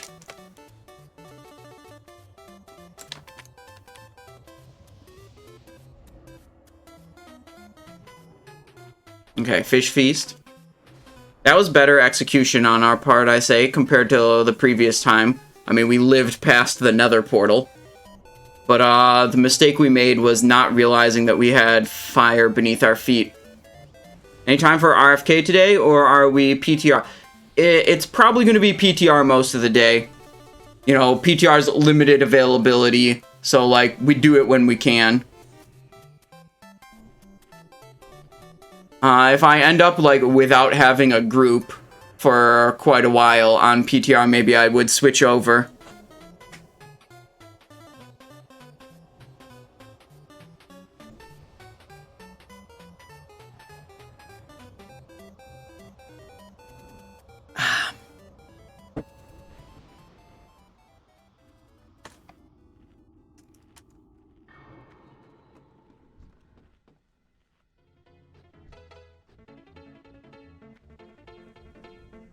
Just realized we'll never have the good pull timer if we want 50 attempts.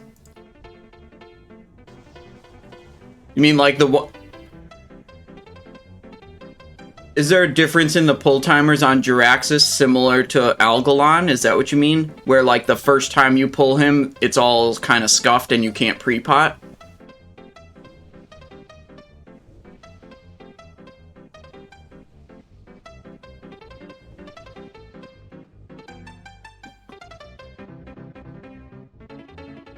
Okay, I didn't notice that there was really a difference. I'm like usually not paying attention to pre-potting because I know it's a fairly minor thing. And it's like when there's much more important stuff like don't stand in fire or like figuring out when to use your cooldowns, it's like, yeah, I'm not gonna spend any mental energy paying attention to whether or not I pre-pot. Because it's just like, this thing matters this much and pre-potting matters this much. Zenthis, hello. How's it going? Says, hello, Simon from Simon I Show. Looking very dapper today. Well, thank you. We're here in Trial of the Grand Crusader. That's 25-man heroic. With a pickup with a guild group that not my guild, different guild that I just met on the PTR, and they invited me in.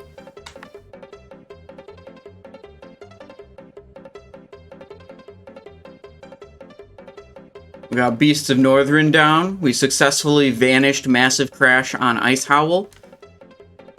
And we did 2 attempts on Jaraxxus so far. We're looking at attempt number 3 now. 54.86%. Did you like go full epic gems or something? I got a bunch more crit. I'm at 57.8. Holy crap. My hit's kind of low.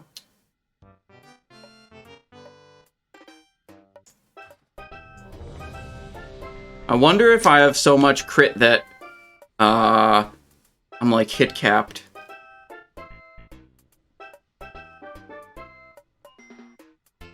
Wait, let me just check on the Simonized Show Discord.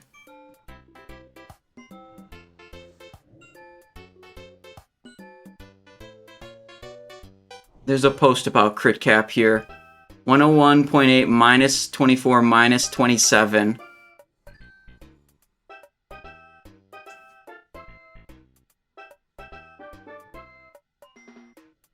Minus 24 minus 27 equals 50.8 plus hit percentage 11.6. 11, but I have 5 from talent, so this is 16. Okay, not even remotely close to being crit capped. Dark matter would probably do it, though. Wait, what's going on? Everyone got unusually quiet on the voice chat.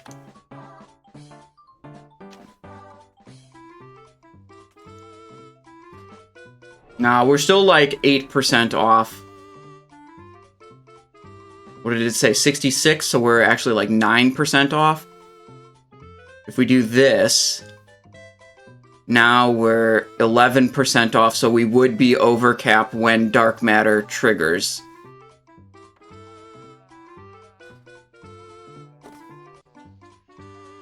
Did the feral buff go away? No, I've got rampage. My blade twister swings. Listen, Pantherin, I don't even have my 40% haste slice and dice active right now. It gets way faster. And then it has a fixed percentage chance to trigger deadly poison. What is it? 46% chance per hit to trigger deadly poison, which refreshes the damage over time debuff on the boss, and also just automatically triggers an instant poison from my other hand, which does a lot of damage.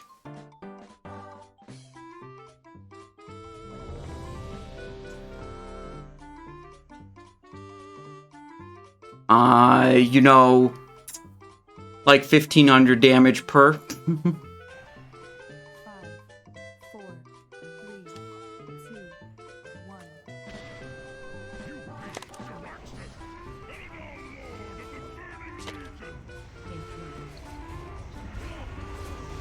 Oh, I have Unholy Frenzy now.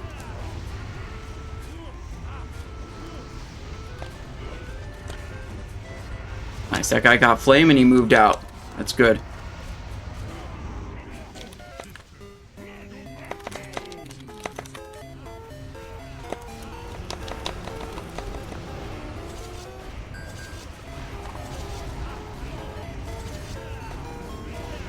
Two Mistress of Pain. Oof. We were a little slow on that, but okay.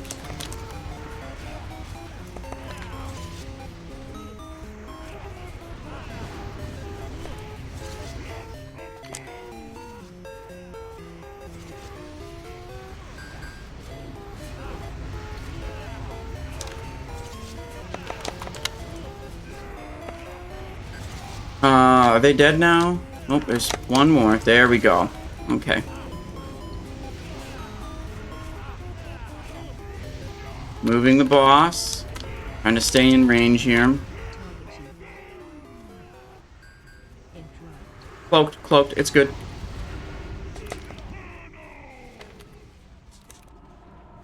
Volcano.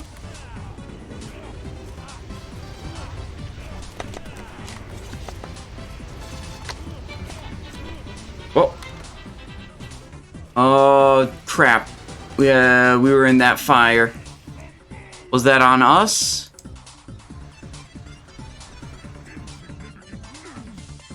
No, the Legion Flames was not on us, but we again failed to move out of it. I was too focused on doing a big AoE. Oh, shit. Yeah, okay, we'll take that.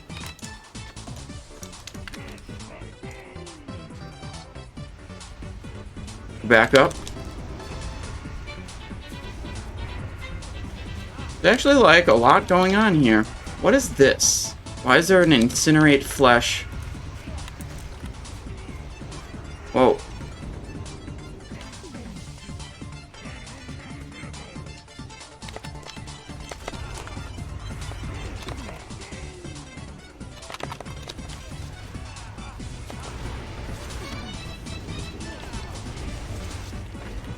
Gotta kill this nether portal. Oh, we are dead.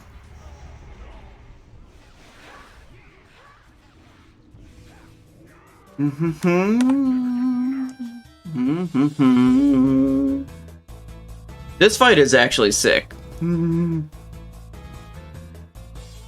I like it.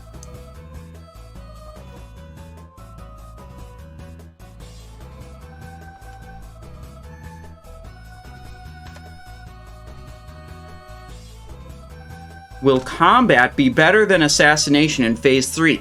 That depends what you're trying to do.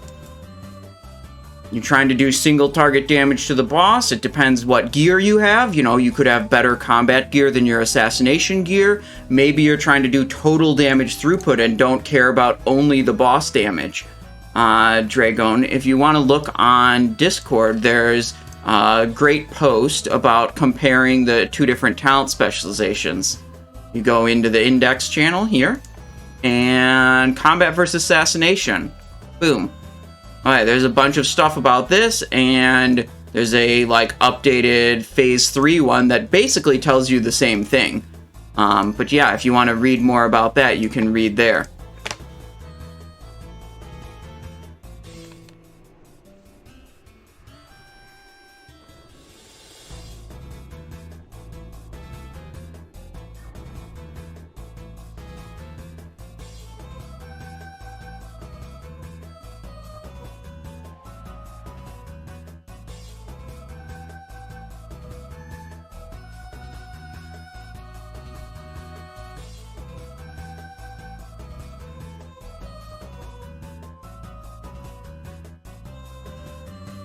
Okay, so I think what they're doing is they're going to have a big circle of range DPS and healers like that, and then they're going to have melees circled behind like this, is the idea. They're going to try to have everyone a little bit more spread out than we've had before.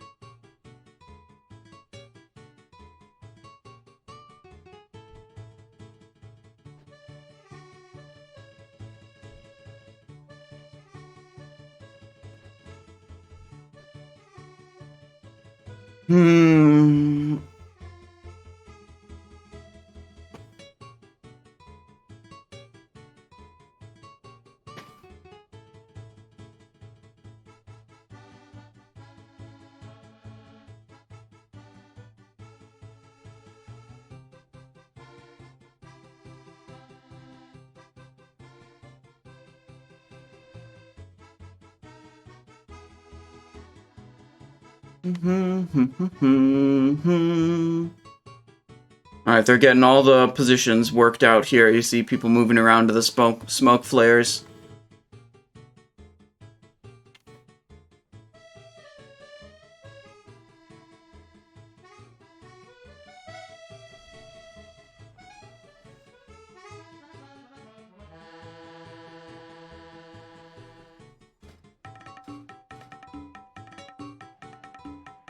Got a bunch of agility gems.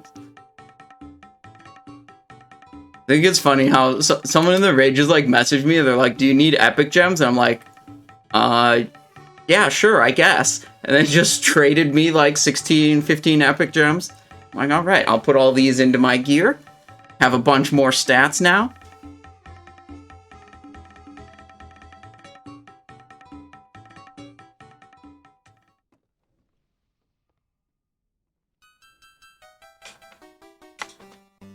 I do not know what other classes would be interested in the same weapons as Rogue.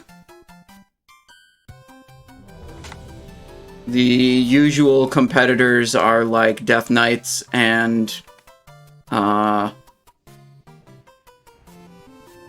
Enhanced Shamans, but who knows if they actually want those items. Not me, I don't know.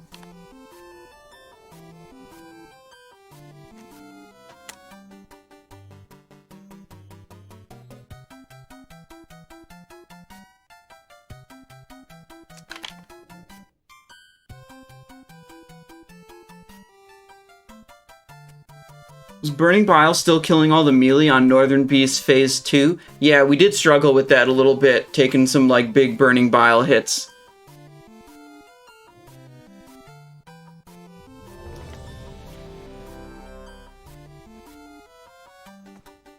Okay. This is round 4 for Jaraxxus. 5, 4, 3, 2, 1.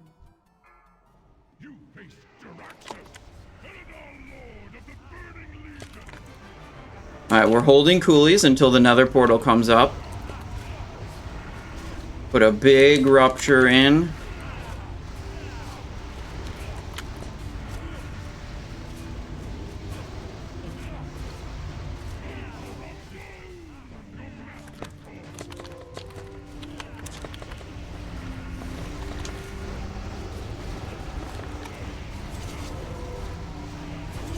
Nice, we got it down really quick. Only one Mistress of Pain spawned.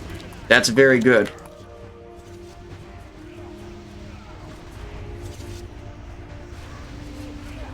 Whoa, some people are dead now.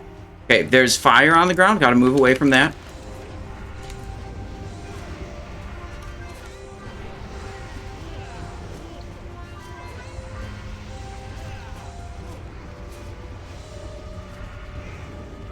Anything else dealt damage? Oh, that was a Legion Lightning. Okay.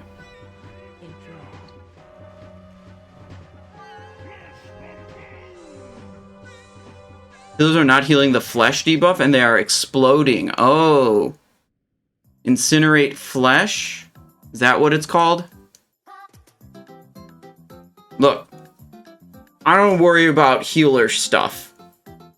Okay? I'm a rogue. I have about 50 intellect on my character. 59.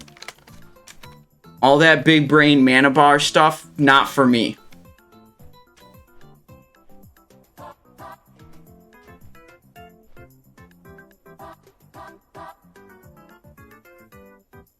Look, I just do damage. If it doesn't, it deals 8k to the entire raid every second for 5 seconds. Oh! Well, that sounds incredibly bad.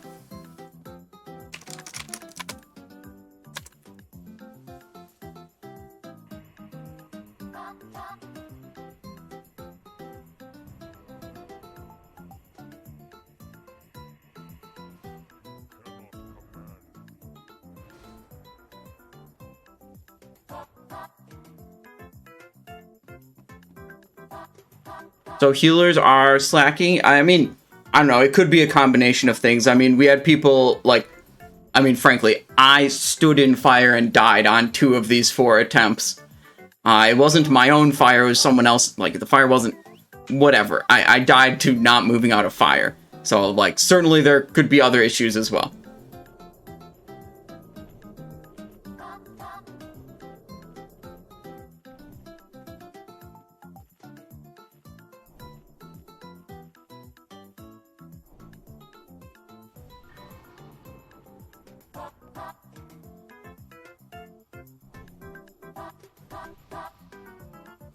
Which melee is best melee? Thor, what do you expect me to say to a question like that? Just for real. Oh, which player? I thought you were like the answer is Rogue. Obviously, I'm gonna say Rogue. And by extension, since Supra's playing a warrior and I'm playing a rogue, like, it just follows. But Supra's a homie, because he sometimes tanks, even though he doesn't want to, which is kind of awesome.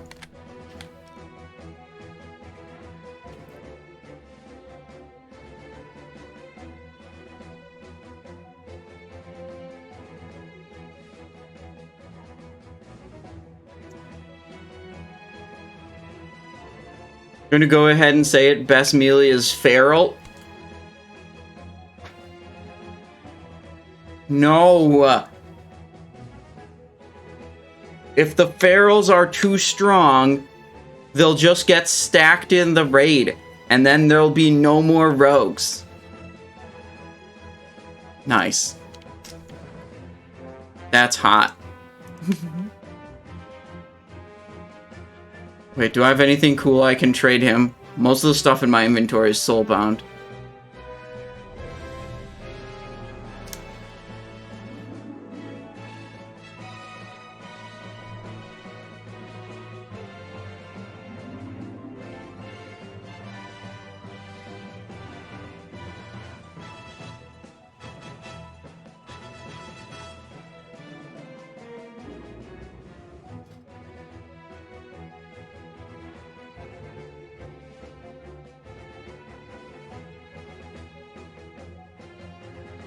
Yeah, but Thor, they can't tricks of the trade. Ferals still can't tricks of the trade.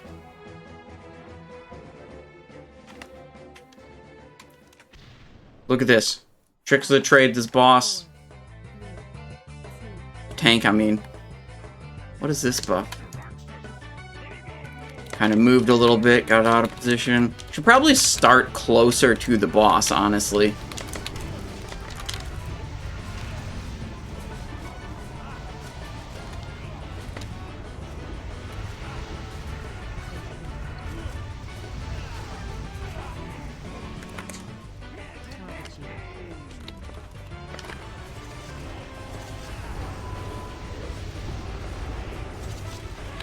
Cloaked off the incinerate flesh. Feral Druid couldn't do that. Feral Druid would require intense healing to not wipe the raid, but a rogue can just cloak off the incinerate flesh. That's so insane, right? Who cares about battle res when you can just cloak of shadows incinerate flesh?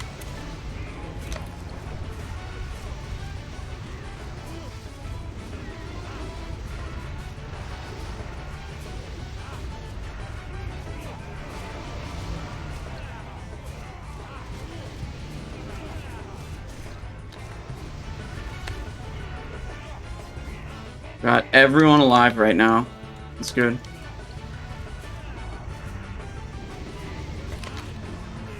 Where's the volcano? Oh gosh.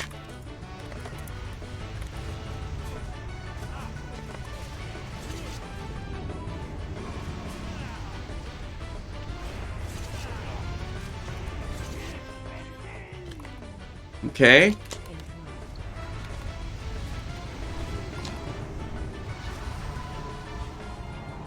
Fire in the melee right now. We actually successfully moved away from it before we died this time, so that was pretty good.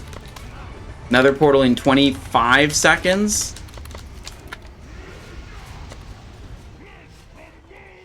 Killing spree here. Oh wait, the nether portal was gonna line up exactly with my blade flurry.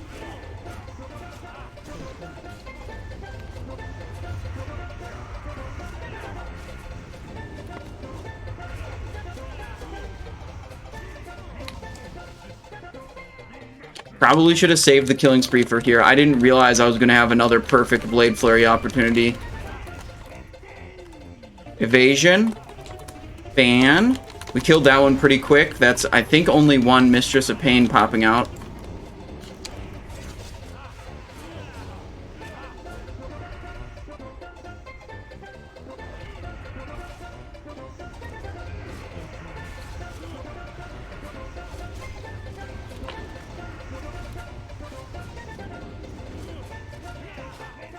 My weapon's about to break. That could be an issue.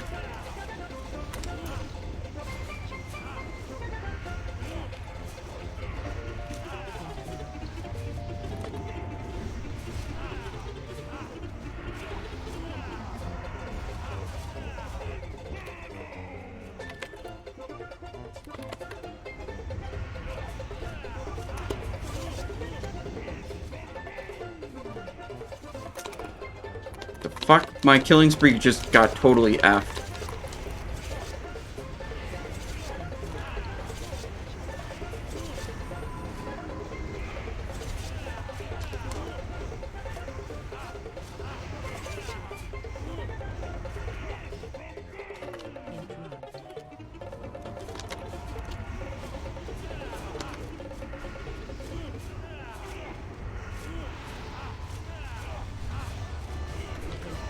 Nice. Soothing touch. Cloth. Bracers of Cloudy Omen. Mail. Dawnbreaker. Greaves. Dude, he didn't drop our necklace. He drops our Bis necklace, bro. Okay, we need it.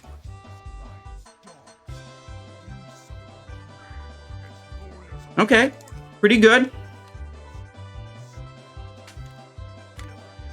Dude, the Pharaoh wasn't going to keep up. I had a second adrenaline rush for that volcano. I was going off the chain. And I screwed up that killing spree. I probably should have had about an extra 20,000 damage. Because I should have Blade Flurried that killing spree.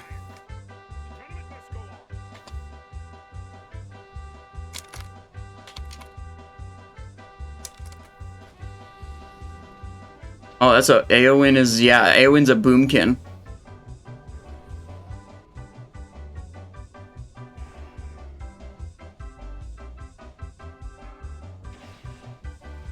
Oh, okay. Short break. Alright. I'll be right back. I'm gonna use... They're doing a quick 5-minute break. I will be right back. I'm just gonna use the restroom. And I'll be back sooner than 5 minutes. But give me a sec.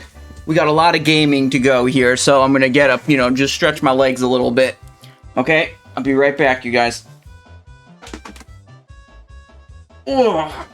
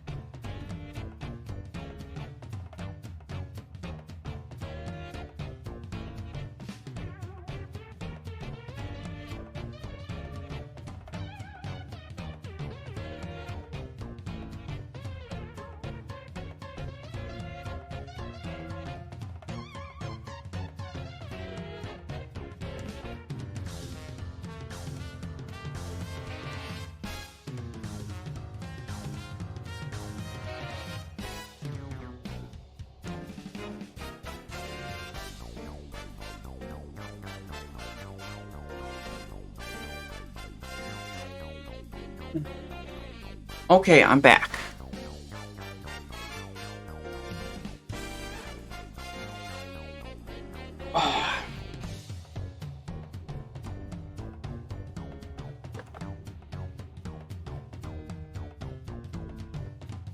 Feral on meters? Is there a feral? The other feral, let's see, we have one boomkin, we have a feral tank, and then we have a resto druid. So I think the one feral druid isn't like supposed to be doing a bunch of damage, or like they're set up as a tank player, is my understanding.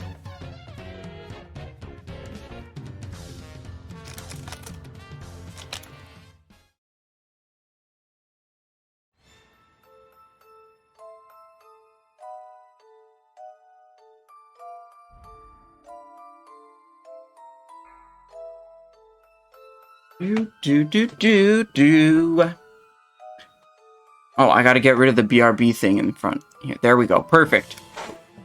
Okay. We killed Lord J. It's Faction Champions next. I think Faction Champions is kind of lame. I don't like it very much. My job is probably just gonna be to sit on one of the casters and interrupt them. Can I request that we listen to Harry Potter music? No, because I don't have any of that in my playlist right now. But I can write it down and maybe add it to the playlist later. Um,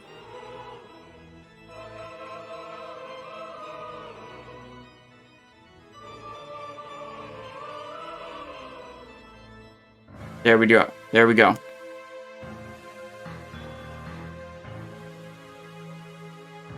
We mostly have to pick music from video games, because video game music is, in my experience, unlikely to get any kind of copyright claims. Because on Twitch, you know, you're just expected to be playing video games and having video game music. Whereas as soon as you put, like, movie music on, you get a lot of copyright claims. LJ says, how many 80s would you consider to be too many for one player to have? I don't know, dude. You level up as many characters as you want. You know, everyone plays the game differently. Some people just like leveling, so they level up a bunch of characters. There's no universal, you know, number that's, you know, too few or too many. Does the Mario movie have music from the game? Oh no, we're gonna have to get rid of the Mario soundtrack now because now it's movie music.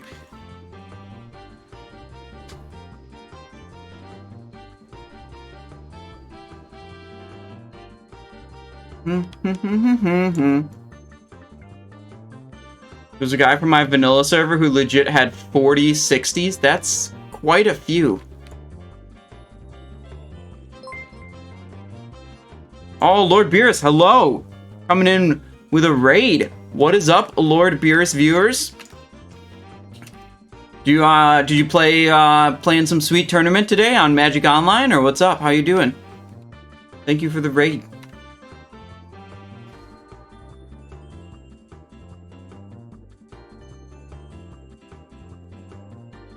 Cube drafting, all right. The vintage cube, very cool. Here on the Simon I Show, we mostly do World of Warcraft stuff. Although I know Lord Beerus from way back. We used to play Magic together.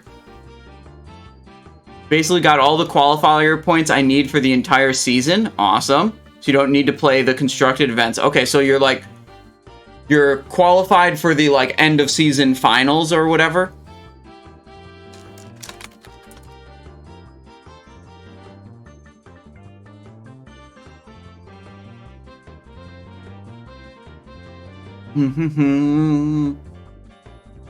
My favorite constructed deck was, well, let's see, I played...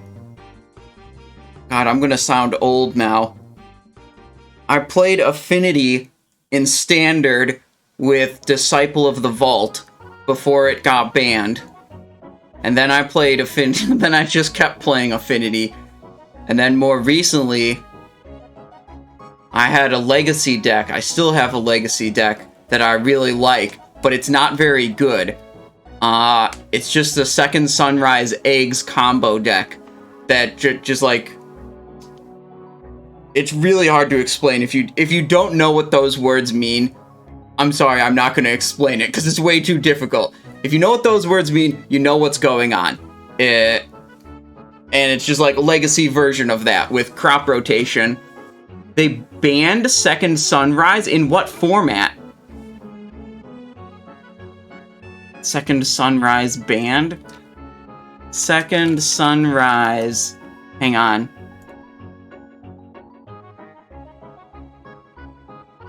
Sets and legality. Banned in Modern? Eggs too strong.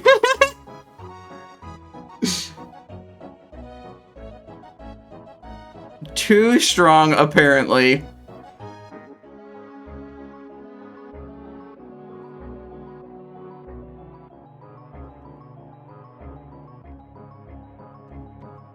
Anyways, for World of Warcraft today, we're here, Stanislav Sivka, when it was that in Modern or Extended?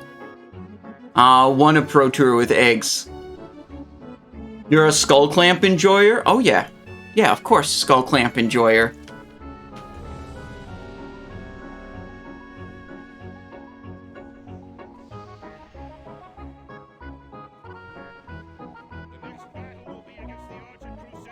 We're spawning up the faction champions now.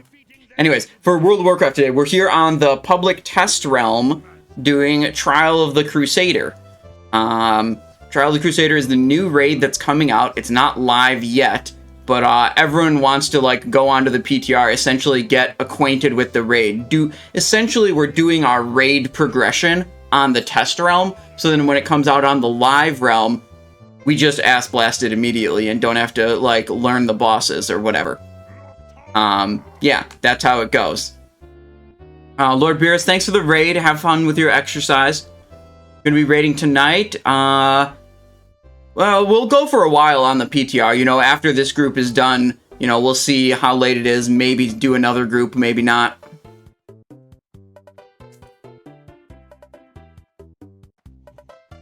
I think we should do at least 2 groups today.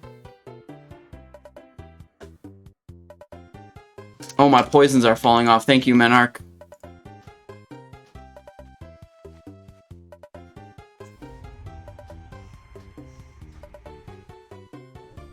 Alright, see you later, Lord Beerus. Laura asked, did you ever play Hearthstone? I did play Hearthstone a little bit. I liked playing Arena. I like playing the Battleground mode. It's nice and simple. Very chill game. But I don't play it very much. I haven't played it in quite a while.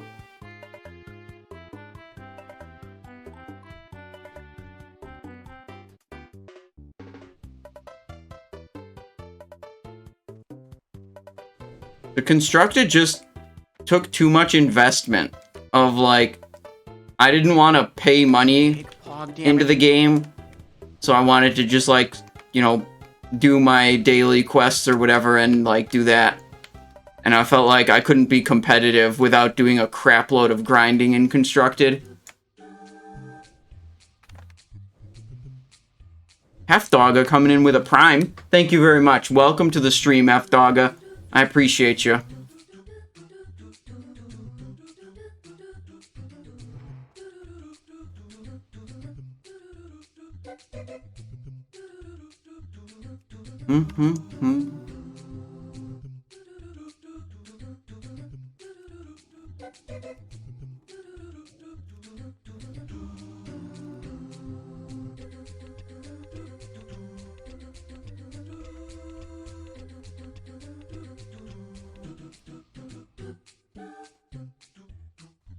Didn't take much money at all. And Freeze Mage. Yeah, I did have one constructed deck when I was playing Hearthstone. I was doing Pirate Warrior. It was like almost all commons and had like one legendary. It had like a Leroy Jenkins or whatever.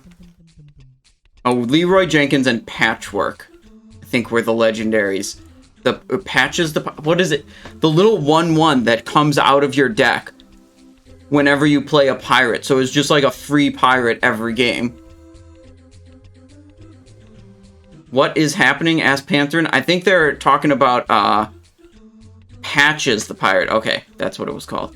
I think they're talking about different assignments for what we're supposed to kill or crowd control. Literally the most toxic deck to ever hit Constructed. Yeah, well, that's the one that I decided was going to get me into Constructed. So there.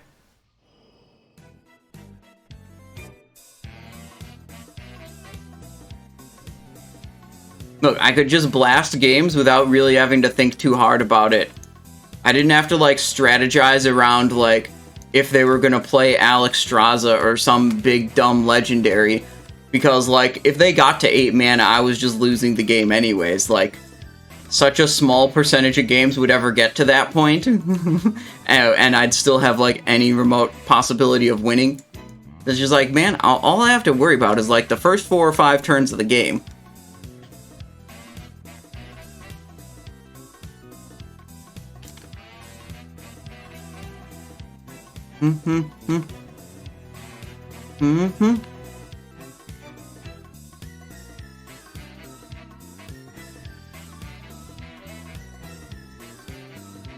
Trying to look through the raid chat.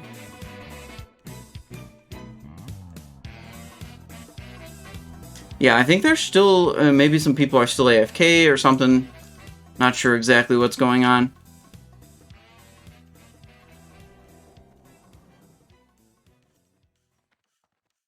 Someone's making a bunch of solid, majestic zircons. 30 stamina gems.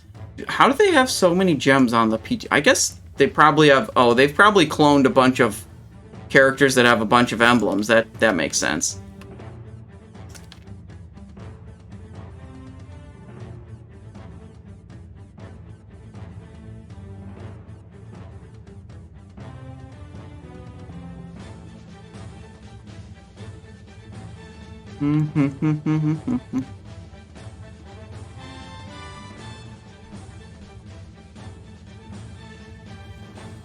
Might have a ton of titanium ore they prospected as well. Dude, I would never sit on the PTR to prospect all of my... Like, people have like thousands of titanium ore, and it's what, like 3-second cast or 5-second cast to prospect 5 ore?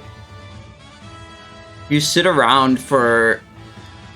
Say you've got 1,000 titanium ore. It's 1,000, so divided by 5, you need to do 200 prospects times 5 seconds each. You have 1,000 seconds. Divided by 60. Still 16 minutes of sitting there doing nothing but prospecting for 1,000.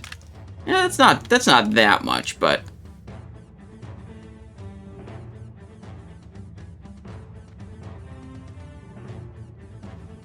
But yeah, with the amount of Emblem of Conquest I have on this character, I'll be able to just buy all the epic gems I want to fit out all of my gear with epic gems at the start of the phase, which I intend to do on all of my rogues.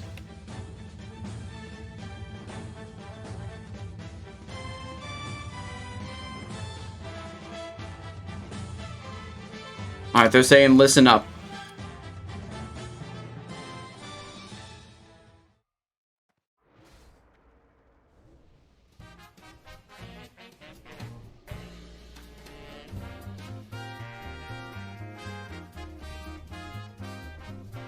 I'm listening to a bunch of German right now and just hope, you know, listening to see if they say Simon do something. And if they say Simon do something, then I'll have to figure out what they mean.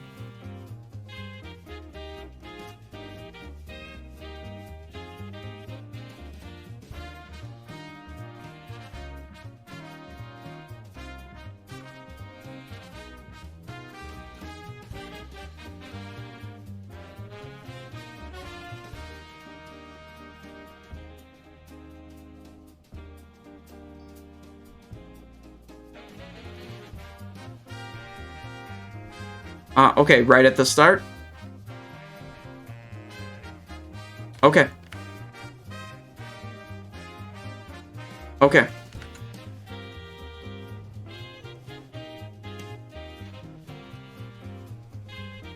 Alright, my job is to disarm this guy and then blind him.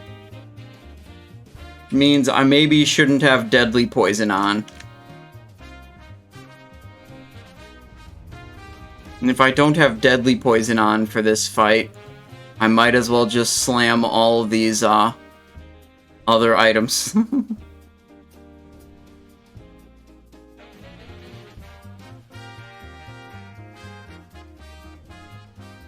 Yeah, a little bit much on the expertise.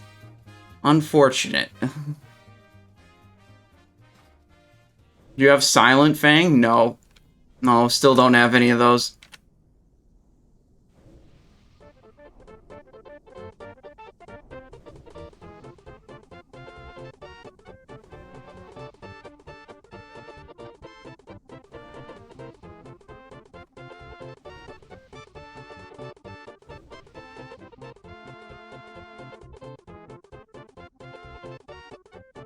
I'm really trying very hard to understand what they're planning right now.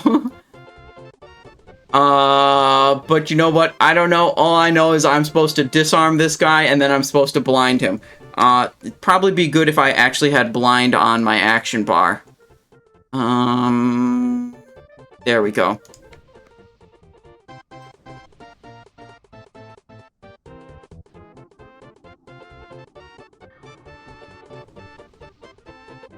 You know what? I'm sure it's fine. The rest of it, like, look, they marked one with a skull. I'll kill the skull.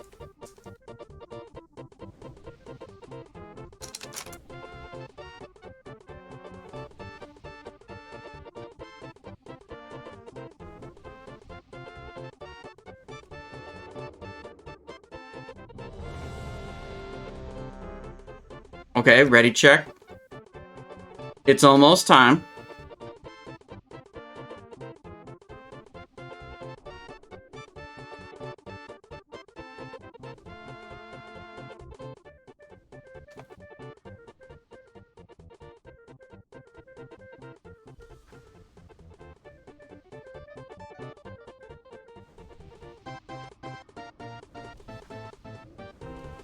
Yeah, we already have our health stone. Yeah, we're good to go here.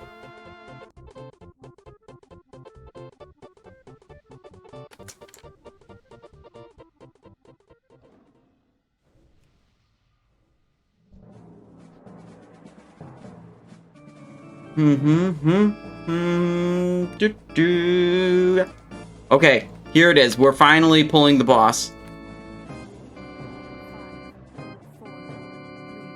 3, 2,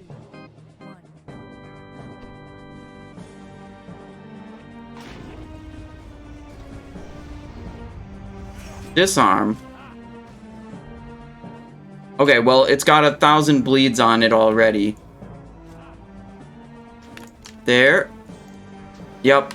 Yeah, so that didn't work because it had bleeds on it.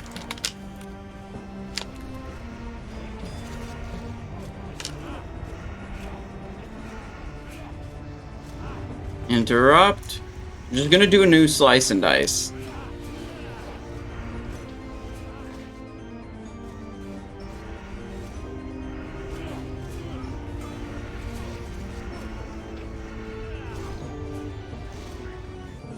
Interrupt. Got 15 seconds on my disarm ability.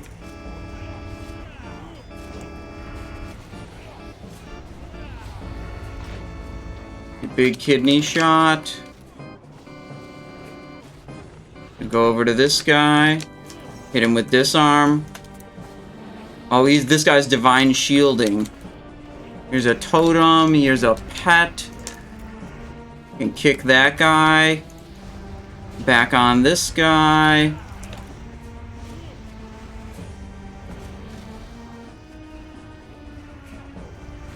We're losing some people.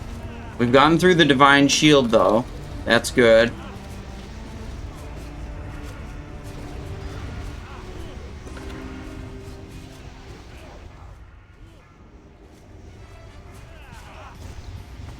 Big rupture up.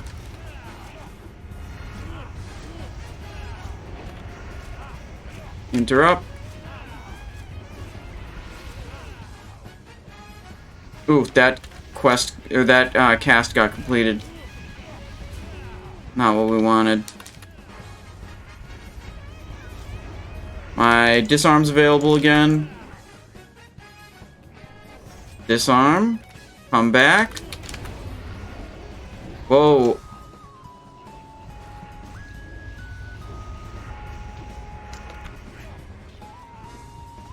Oh, we're dead. We're so dead.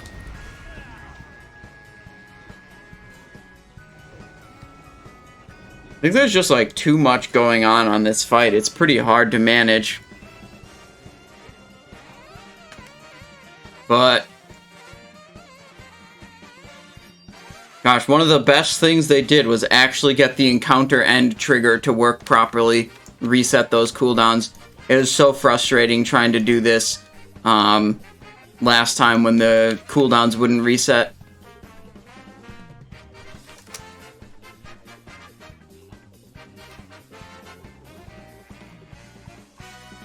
Alright, refresh my flask and eat the fish feast.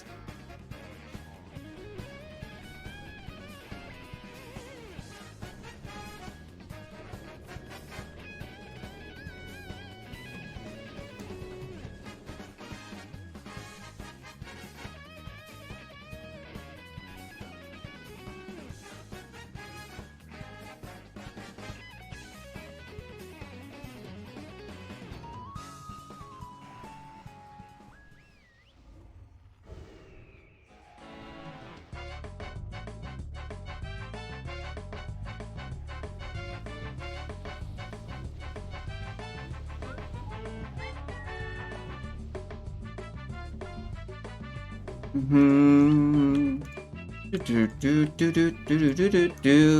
Wait, they aren't even spawned right now.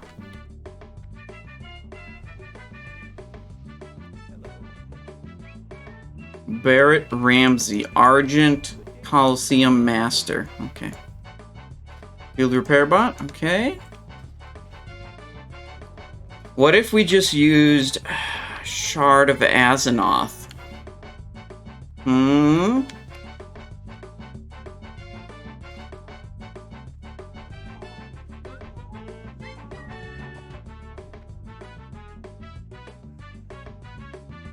We could use glaives too. Dude, we could get a haste proc with our glaives. They're pretty good. I mean, they are legendary. Extra damage against demons, huge.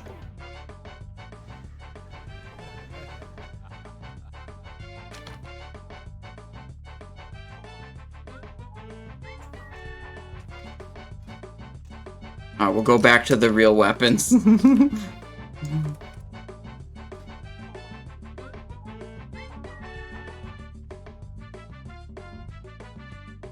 This crippling poison on this one is a pretty big deal. The only reason we're doing it is because we didn't want to put a dot on the warrior. I think that's like too big of a DPS loss, really. Deadly poison's like a huge, huge deal.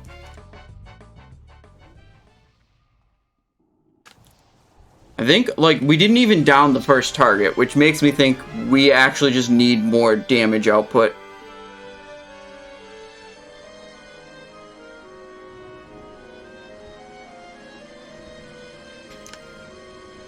I could start with a sap on this guy.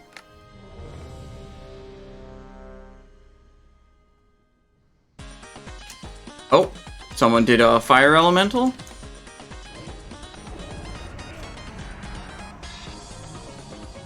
Blind him. Okay, he did that. Disarm him. Now, where even is the paladin? There it is.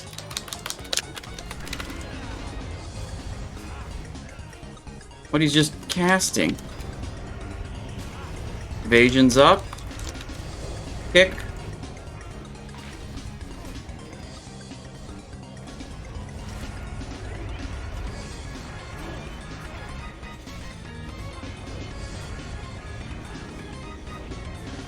I'll move away from that.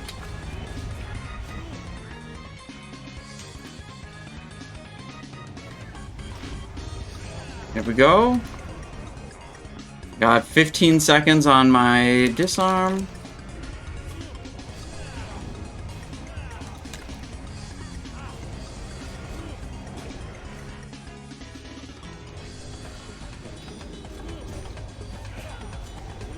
Boom, little stun.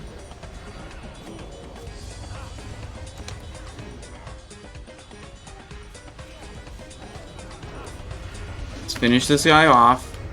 Don't want to leave target too early.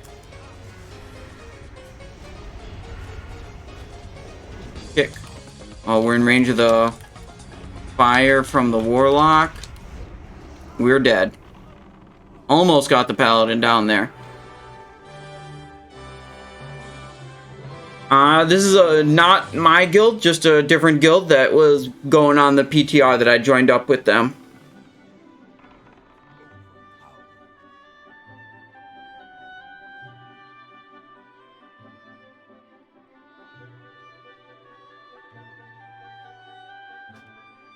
Yeah, we could do a different poison setup for more crowd control effect, basically. If we did a wound poison plus mind numbing. Do I have any mind numbing in my inventory even? I have wound. I think the repair bots will sell the other poisons.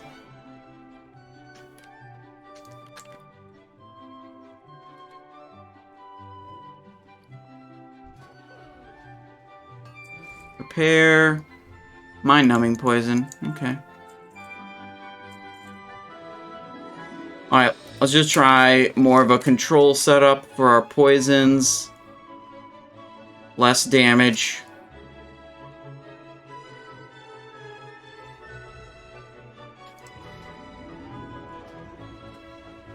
Wound Poison main and Mind Numbing offhand.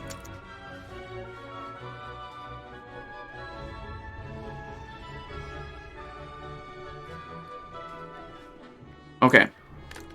Good. So hopefully the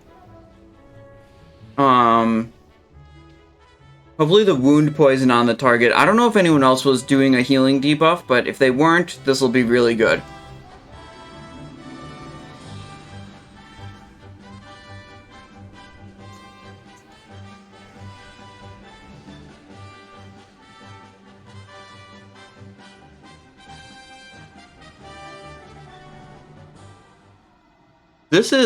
This boss is kind of hard to deal with. I think it's just like there's way more going on than most people are used to dealing with in raids.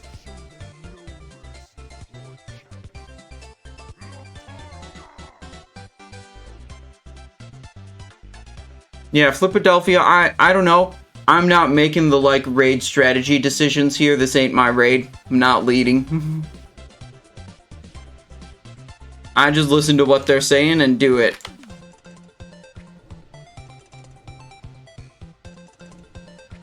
Yeah, I did one early, but it only lasts 10 seconds and has a 1-minute cooldown.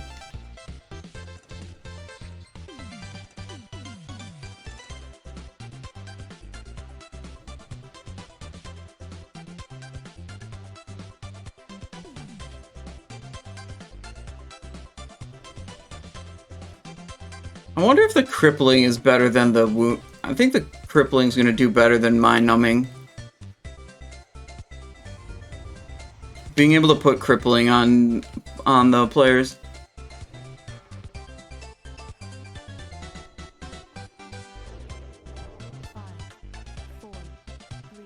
Here we go again.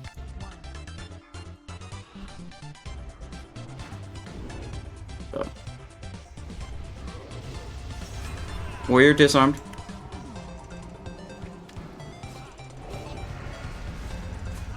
Oh, there's fire next to what happened to me?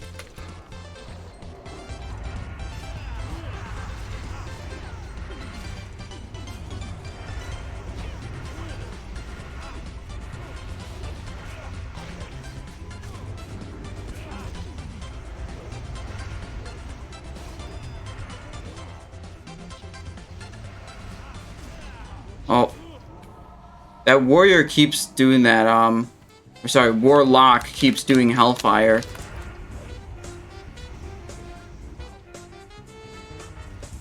Okay, we're gonna get this guy down this time, I think. Oh my god, that's warlock. Keeps doing the hellfire. Okay.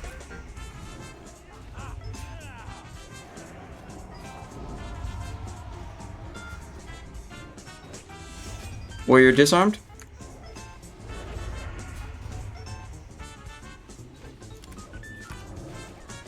Oh, I'm feared.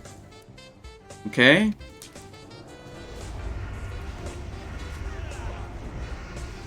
Kick that ability. Get a blade flurry.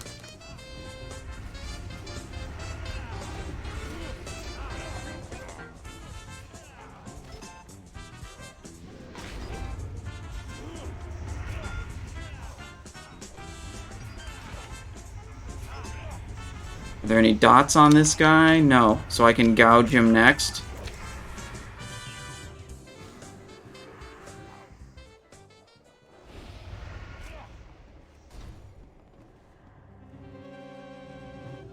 Is this... Oh, okay.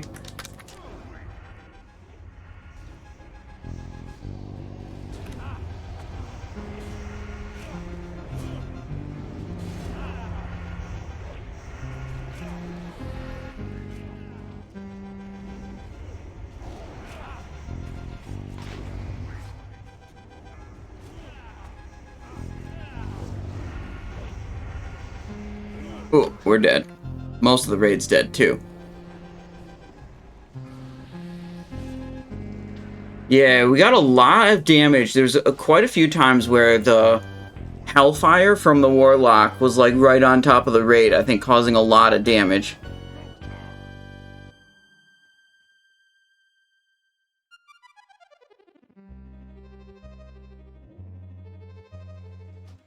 I think we had a lot of damage from the Warlock enemy. He's casting Hellfire, like right next to the melees.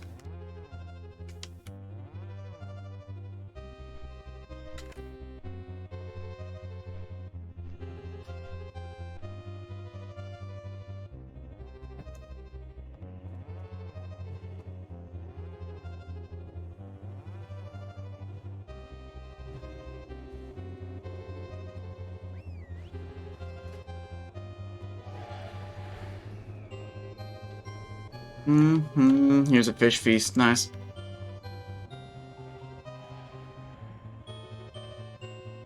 Show them no mercy, Lord champions. Alright, we're gonna do the same thing. Doing Cursed Tongue / Weakness? I do not know. Oh. Wait. Ruh-roh. We were not ready there. Oh, I got explosive shot from the hunter. Okay. Dude, friggin' hunters. I got a trap. Can I disarm that if I wasn't dead? Maybe.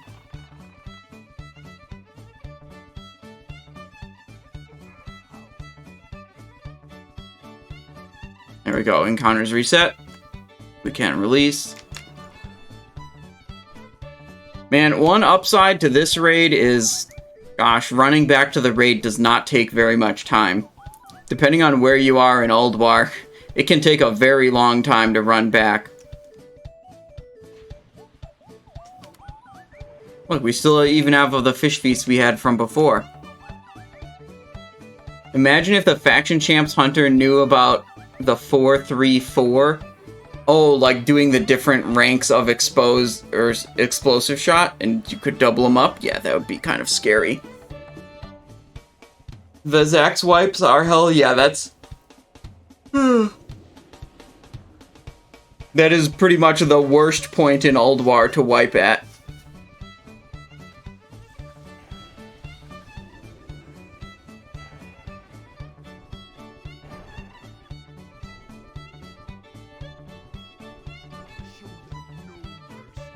Okay, champs are spawned. Yes, this is 25 heroic. You can see right here, skull icon, 25. That tells you heroic difficulty, 25 players.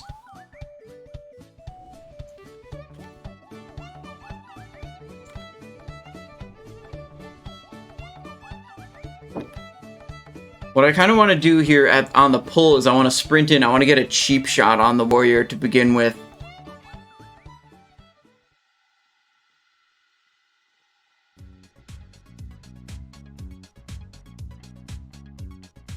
Sprint in, cheap shot. Maybe I could go kidney shot next. Just try to put as much crowd control onto that warrior as I can. Make sure I trigger a crippling poison.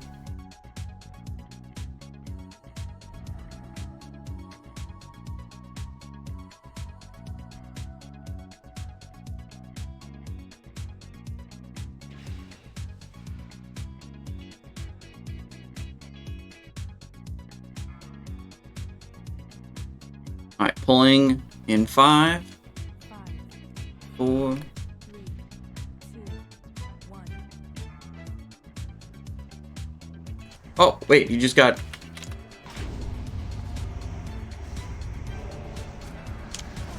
Warrior disarmed?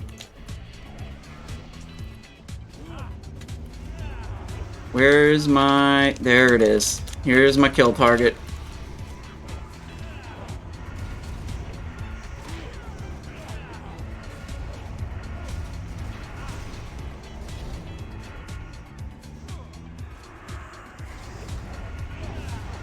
Keep the slice and dice up.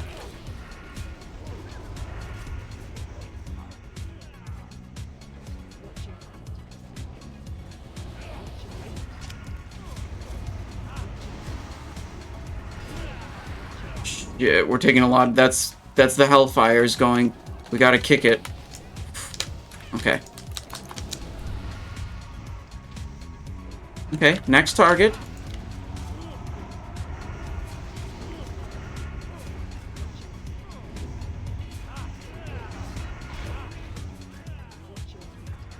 Bro, he just keeps doing Hellfire. What the hell is his problem?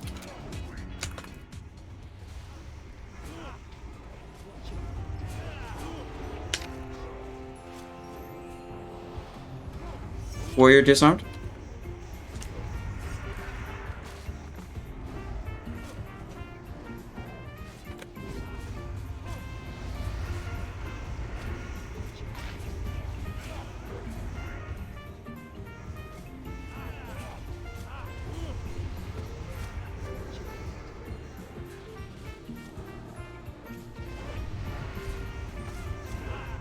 Okay, we're getting it down. Okay, we got 2 of them down so far. Just proc a crippling poison on these guys. They can go super slow. We're on this guy now. Got 15 seconds on my disarm. Kick.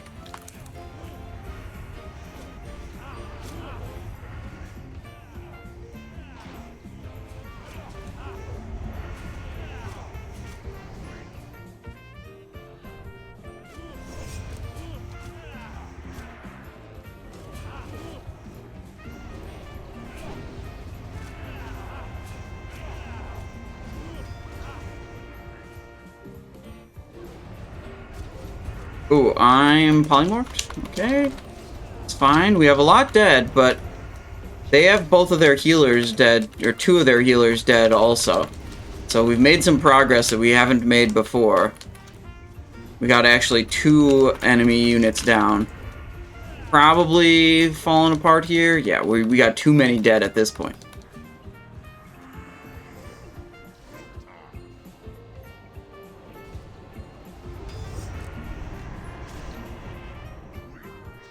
Oof. This looks hectic. It is very hectic.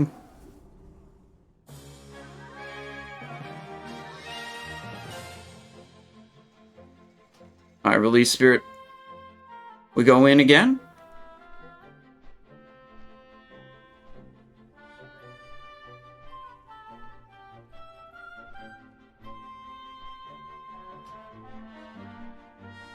I think it might actually be good to have a rogue just like sit on one of the healers and just lock it down. Use some silent fangs or whatever.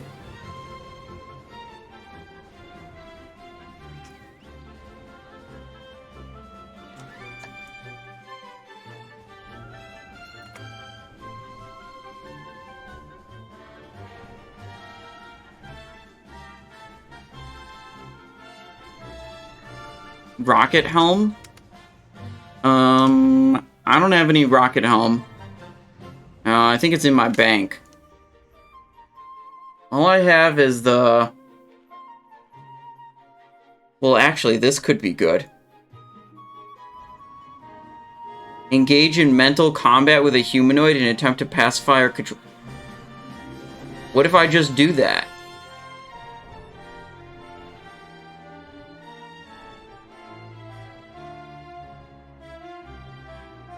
We're gonna find out. Hang on.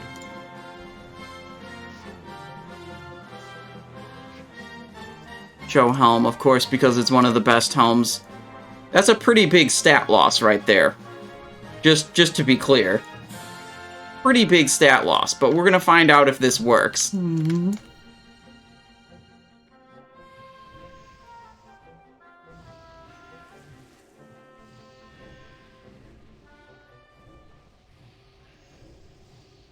Damn. Check that fit. The duplicitous guys from Kill Jaden the Deceiver in Sunwell Plateau.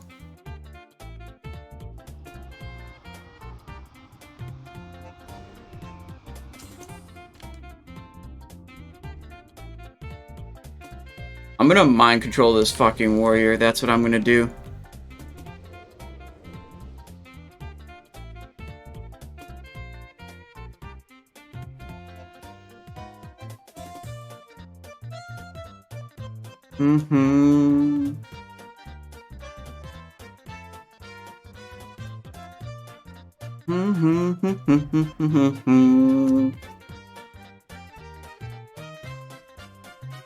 This helmet might not be that difficult to make IRL.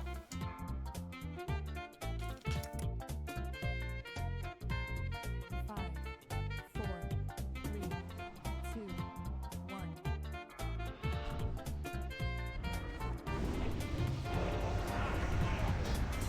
Warrior disarmed.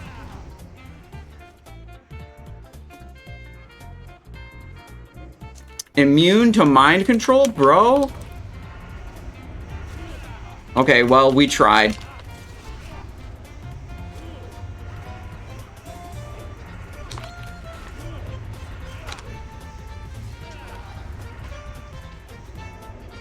Keep just tabbing onto the,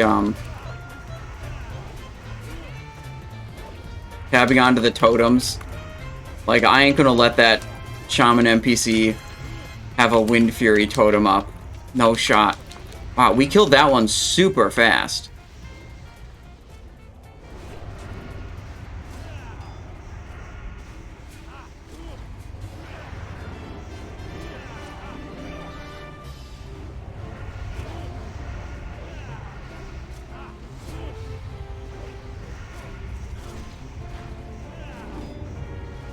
Wait, if you could mind control these, this encounter would be super trivial.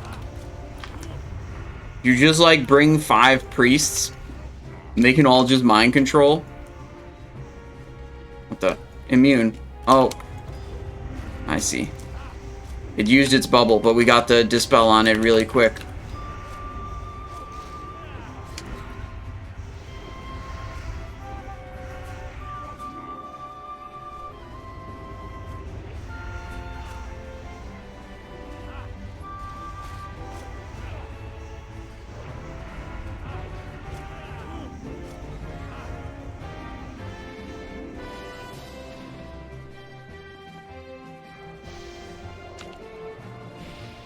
Fuck, he's already whirlwinding. I'm just kiting him away. Okay.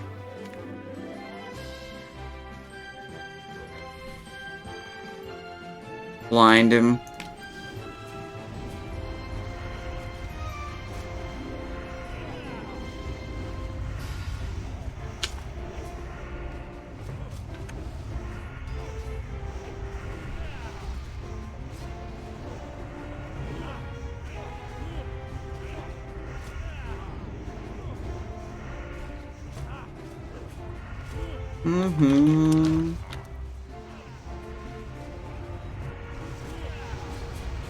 We're looking good this time. We got 2 of their healers down. Most of our raid is still alive. Not everyone.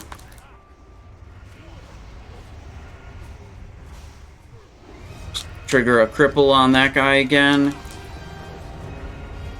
Trigger a cripple on that guy. We're on this target now.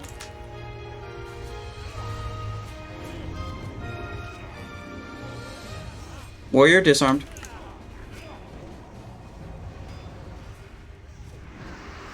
Where's the rogue? Someone was saying they were having trouble with the rogue NPC. I'm on the rogue NPC now, stunning him. We got this. We got this. I'm rooted right now? Ooh, yeah.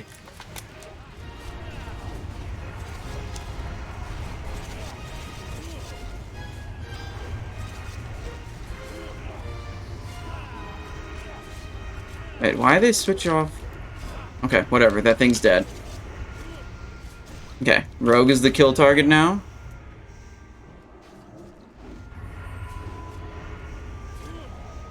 Ten seconds on my disarm.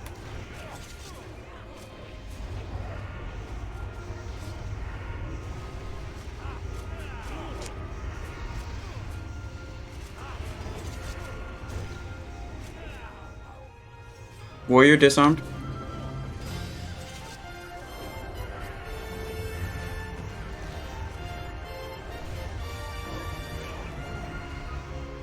Okay.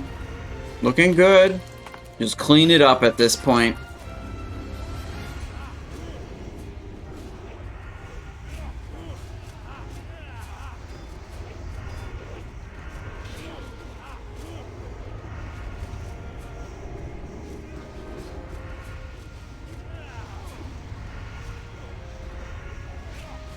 22 seconds.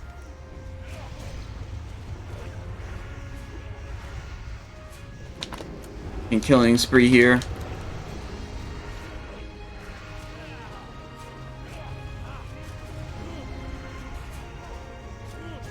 Free up the rupture.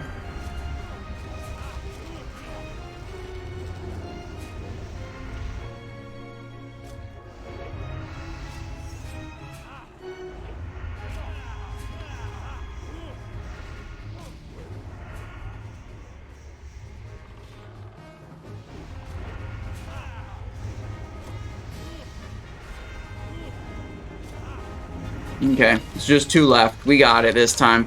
Can you disarm warrior during blade storm? No. We actually did that. I can't remember if it was this attempt or the last one. But it's definitely immune to disarm while it's already blade storming.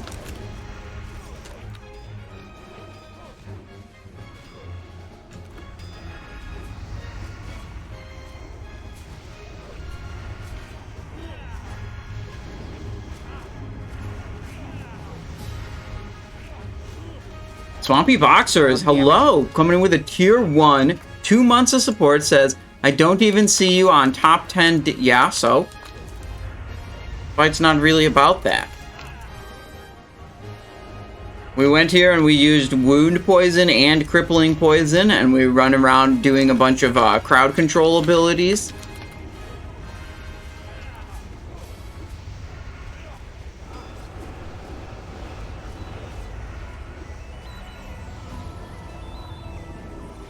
There we go. Got the boss down. Nice.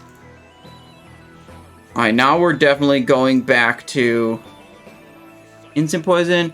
Chest plate of the Frostborn hero. That's plate, not frost. That is Biss. I need that. Broken band plate. Crusaders Dragon Scale bracers. Pass, pass. Trophy of the Crusade. Pass on that also. Okay. There we go. I'm curious what strategy they want to use for Twin Valkyr.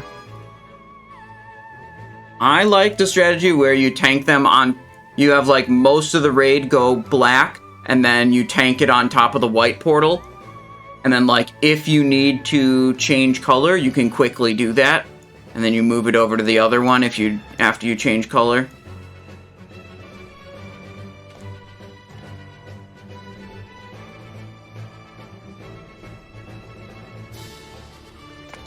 I can ask.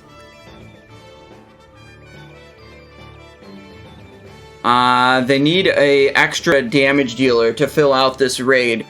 I think they're thinking Druid would be their preference, Moonkin or Feral. Because they want... They want the battle res.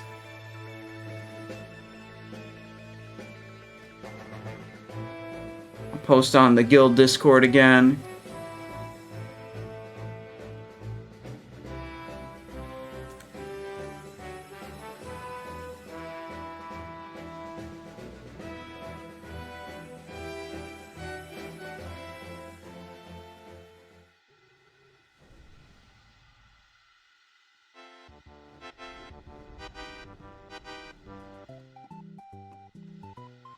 Oh yeah, change helm. Right. One of these helms is significantly better than the other one. You know, just a little bit. Kind of, you know. Also, since we're using deadly poison again, we're gonna go back to actually having 2-piece tier equipped.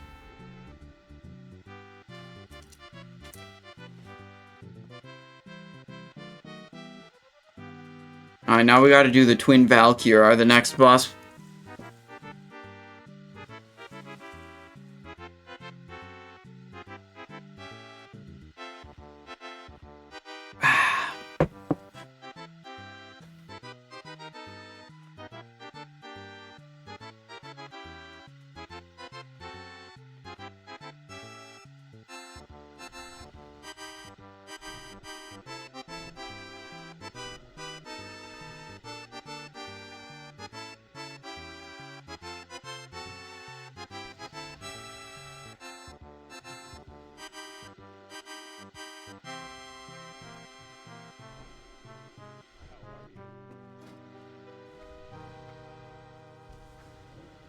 Wait, did we win any of the items? No, we didn't. Who got the ring? Yeah, I asked in my guild. I can see no response yet.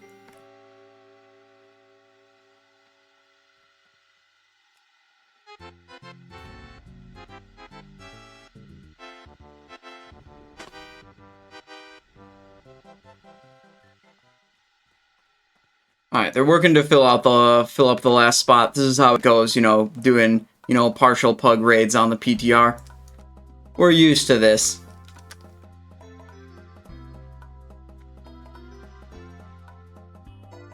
Yeah, the ring is best in slot ring, very strong. Heroic version of the Ring of Callous Aggression. Compare that against some of the rings we've got nowadays. So, like, what is this? Crit Haste? Yeah, this is another Crit Haste ring. So you got 6 more agility. You got 10 more crit. You've got 14 more haste. And 12 more attack power. That's a whole lot of stats. That's a lot of extra stats compared to Loop of the Agile. Just better in every way.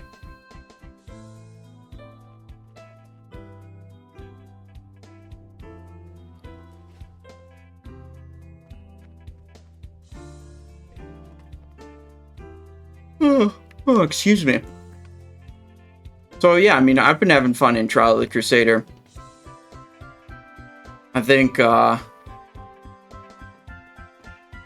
there's definitely room for either of the rogue specs, Assassination or Combat, to be good, and it kind of just depends on exactly what you're trying to do.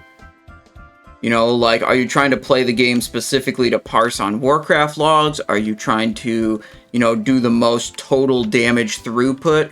Are you trying to do the most boss-only damage? Like, Assassination's, you know, almost certainly better in any situation where all you care about is the boss damage. Like, if you're trying to do a Zerg strategy on Anubarak, the last boss, yeah, there's ads there. Yeah, if you went combat and spammed Fan of Knives, yeah, you do a lot of total overall damage. But your boss damage directly to Anubarak, is going to be lower than if you were Assassination. So, like, depending on what your group actually wants to be doing, what you're trying to achieve there, you could have, you know, prefer one or the other talent spec.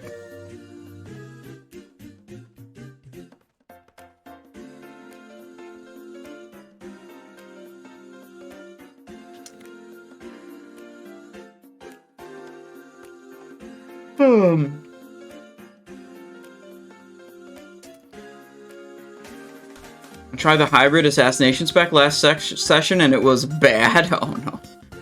Yeah, that one's... The assassination, like Mutilate and Blade Flurry, they kind of really only exist because... I'm pretty sure every situation you would use that, you would do more damage if you were just combat. Except the reason that exists is because you still get classified as assassination on Warcraft logs. I think it exists because people care too much about Warcraft logs. Alright, we picked up one more rogue. We got Index Kawaii. Kawaii? Is it trying to... I don't know how he's trying to make this be pronounced.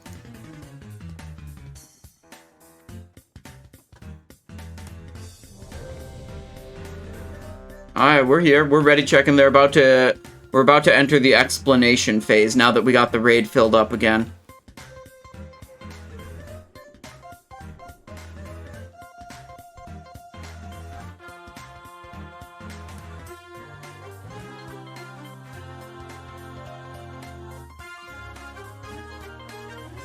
Wait, what's in the chest?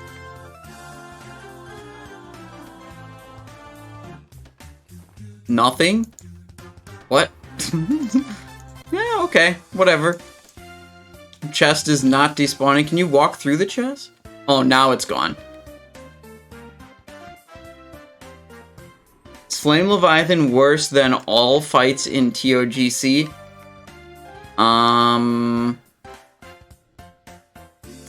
I mean, I don't find faction champions particularly fun.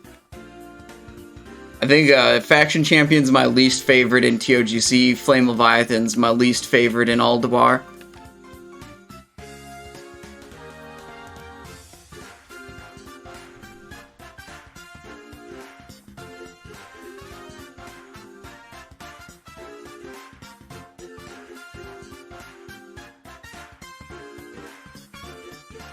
Okay, so, Twin Valkyr.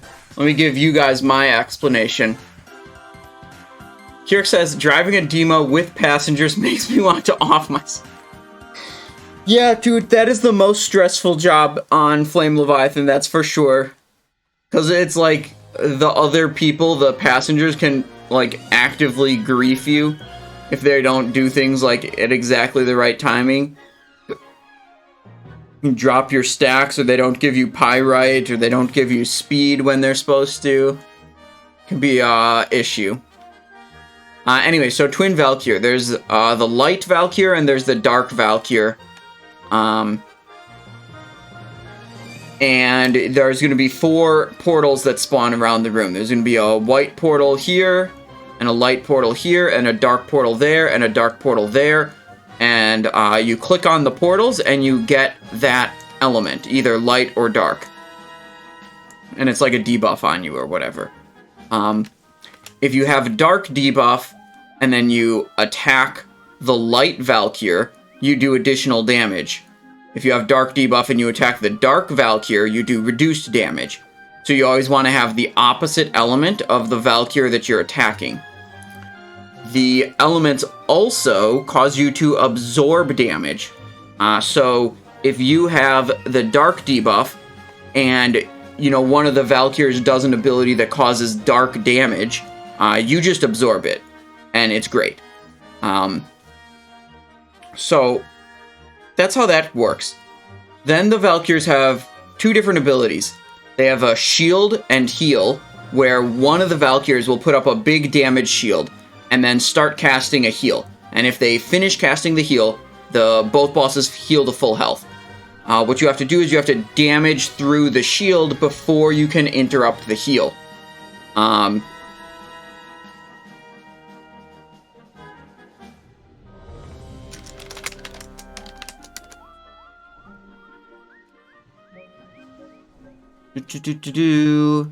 on. I have the feast already.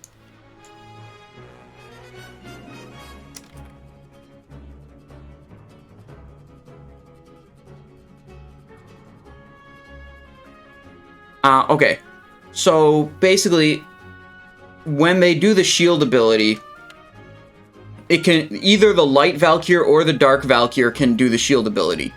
And you have to switch to the element that allows you to attack and do bonus damage to whichever Valkyr has the shield on them, because you have to DPS it down really quickly to then interrupt the heal. The other ability that they can do is called Vortex, which is basically just a big AoE. And when the light Valkyr does light Vortex, it does a bunch of light damage to everyone in the raid. So when you see that's about to happen, you want to have everyone switch to the light essence, so they can absorb the damage rather than take the damage. So they have essentially 4 abilities. They'll do a light Valkyr will do a shield, dark Valkyr will do a shield, light Valkyr will do a vortex, light Valkyr will do a... what did I say? Dark Valkyr will do a vortex. Right. And it's kind of like the Freya Lashers, where you don't know exactly what order they're going to go in, but it's always going to be, you know, all 4 different abilities, then reset, and then all 4 different abilities.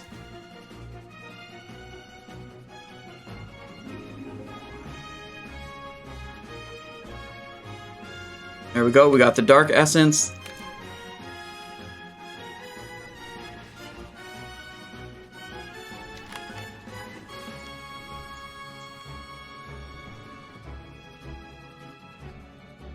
So Light Bane is the Light Valkyr, Dark Bane is the Dark Valkyr.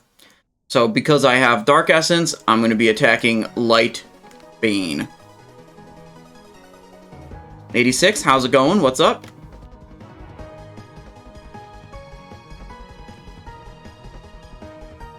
Hawks and stuff says Vezex is the worst for melee. It's so boring. Dude, I think people get way too hung up on the fact that you've got to wait for 60 seconds or something during Vezex. It's just not that big of a deal to me. It's like, I think people get so worked up with this idea that they have to wait to kill Vezex. It's just like, you spend like 2 hours in Ulduar, who cares? To me, it's not a big deal.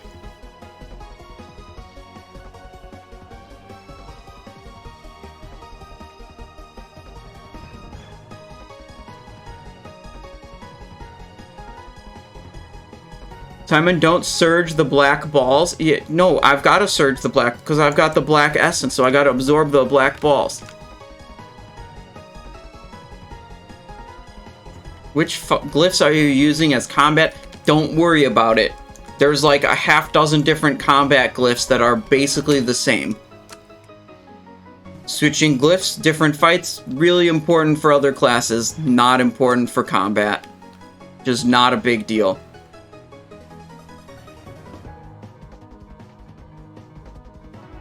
Frost, how's it going? Is this the Simonized show? It is indeed. We're about to do our first pull of twin Valkyrs.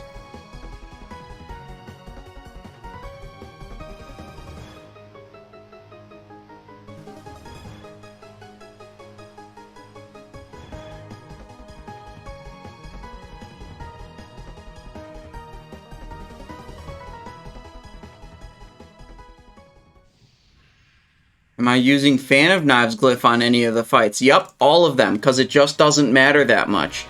I'm focused on learning the fights right now, instead of hyper minimal optimizations like switching glyphs. Like I said, what glyphs you use doesn't really matter that much as combat. There's so many options and they're all almost identical.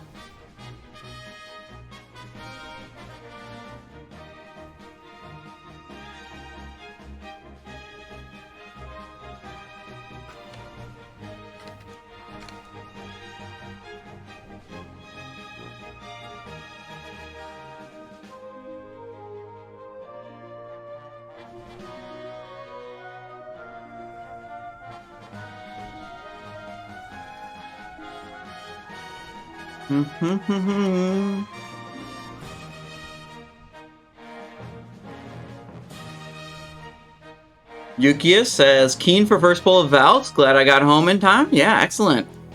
We got done with Faction Champions. Faction Champions, I think, is the most annoying boss in this raid. I don't like it very much. Northrend Beasts and Jaraxxus were pretty cool, I'd say.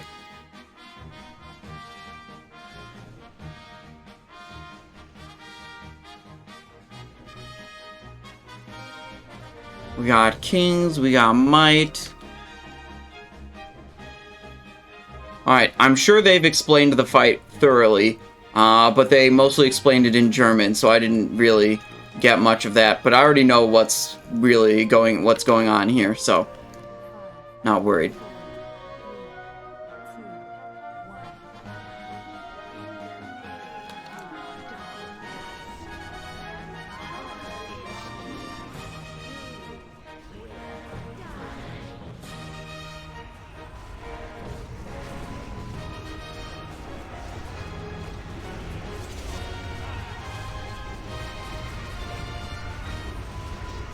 Oh. Oh, I think I had... Did I have threat? That might have been a threat pull. Was I on top of the threat meter?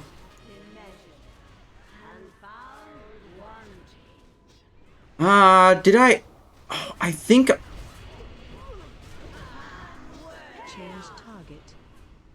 I think I tricksed on the opener. I'm pretty sure I tricksed on the opener. But I didn't,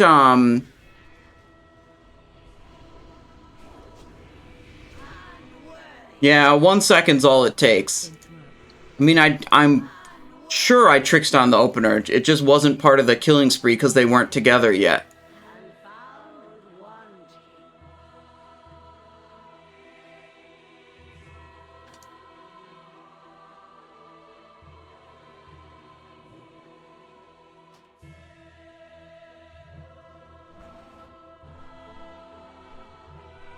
Alright, well, we did a lot of damage prior to dying. That part was good.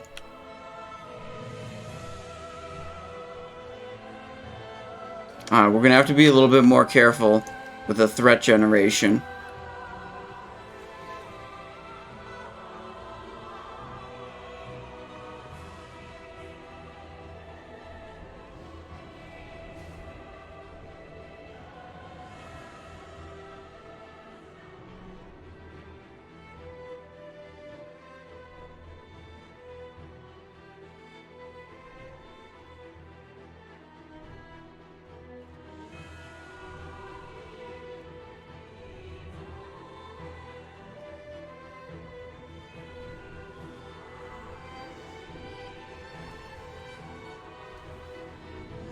Alright, they're discussing things in German that I don't understand. Yeah, but I mostly know how I fucked up. I mean, I pulled threat and died, so that's pretty straightforward. Wait, why is this guy still dead?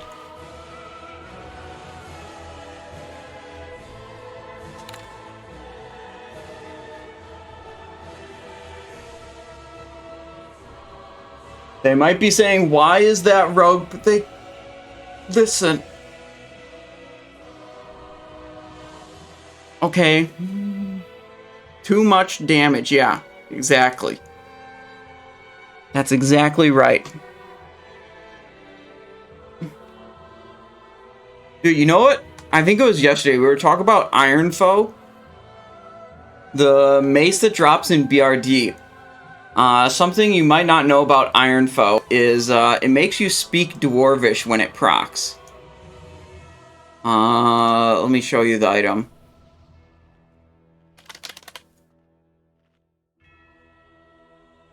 This item grants 2 extra attacks on your next swing.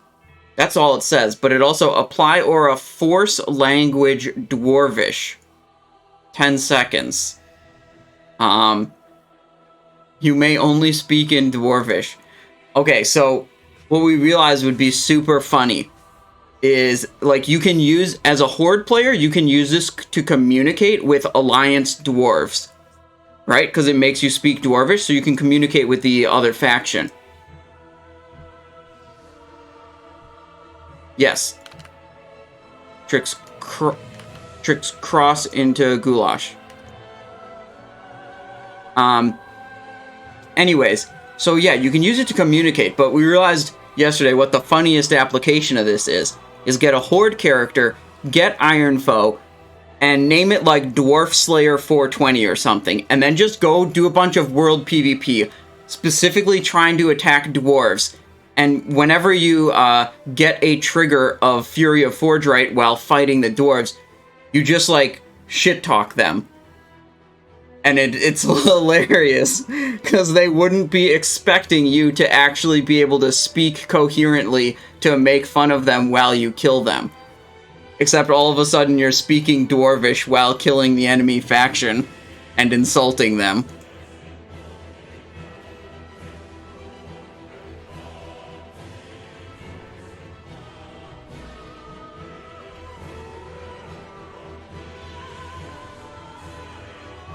We got Feast, we got Flask, Instant Poison, Deadly Poison. We're all good here.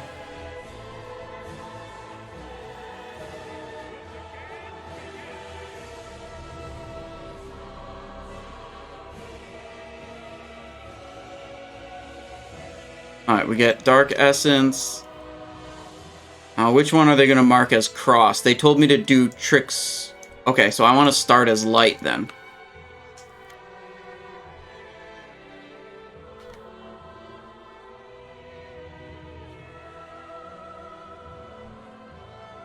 Where is Goulash?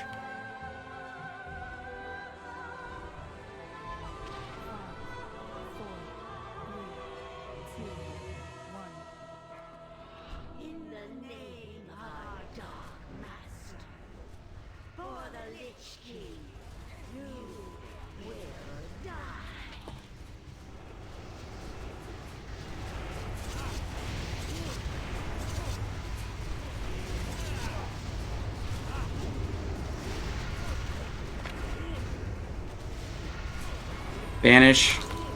I almost had too much threat. See if we can Tricks of the Trade again.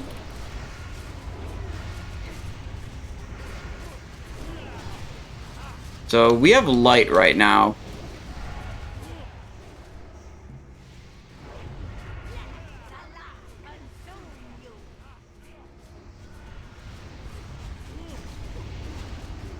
Oh, this is light vortex, so we're okay. So that was the light vortex ability. So all these people that were dark, they took a bunch of damage. They needed to see that it was light vortex and use the light portal right there real quick to switch. Peepo TTV says, "Hi Simon, hope you're doing well today." Well, thank you. I am doing well. Having fun on the PTR so far. Yeah, this is a fight that, like, you need to understand this light and dark mechanic. Like, I don't think this is a mechanic, like, you're really going to be able to just, like, push through with gear.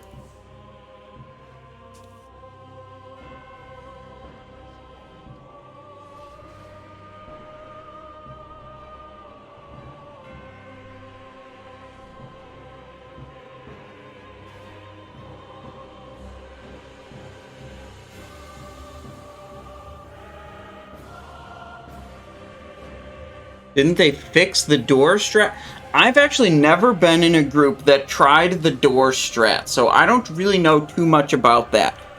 The idea, well, my understanding of it is, you take both of the Valkyrs and you put them right here, and you have the entire raid, like, pixel stacked on top of them, except for, like, 4 people, or maybe 2, that just patrol this little arc of space to make sure no one gets hit by any of the bubbles that are floating around. And, like, if you get a dark vortex and everyone's light, well, you just have to press some raid cooldowns and heal through it.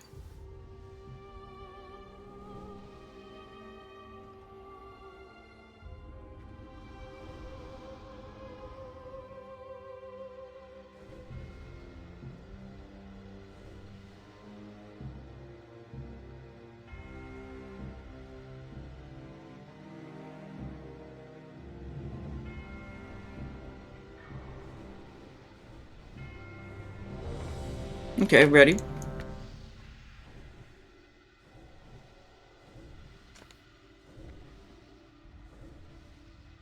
So, I think after the initial Tricks of the Trade, I need to go back to Dark.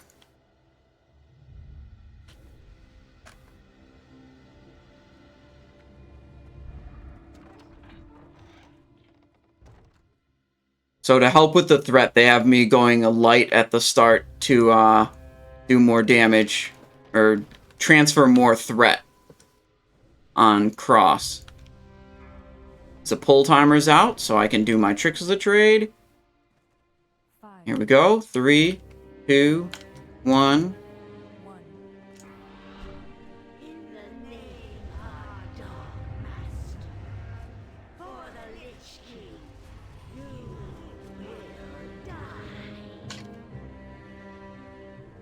So I lose a lot of time here. Unfortunate. Kind of scuffs the opener a bit, but we needed to get that we need to get that threat out properly.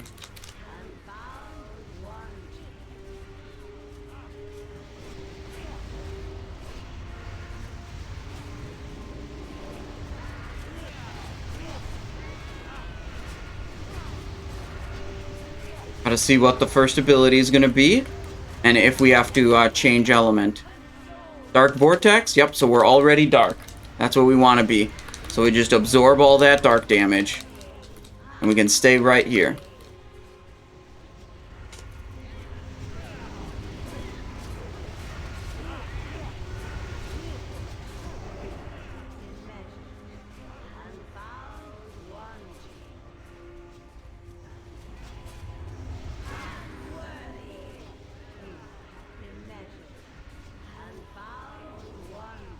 Okay, a couple people going down. Oh gosh, we're taking... Oh, yeah, okay.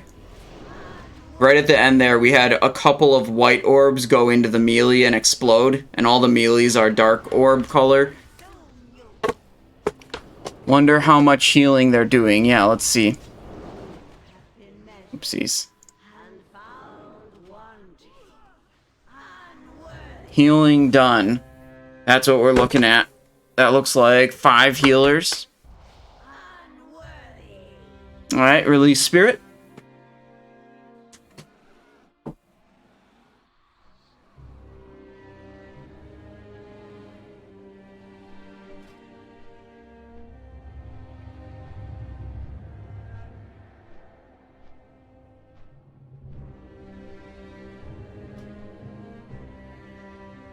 Alright, here we go.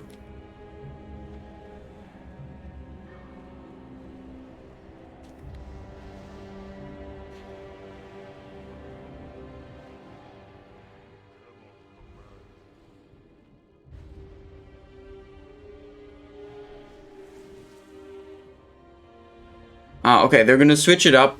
They're going to have all the range DPS be light debuff, or sorry, light essence, and all the melee DPS be dark essence, instead of just having like 2 or 3 people on light essence.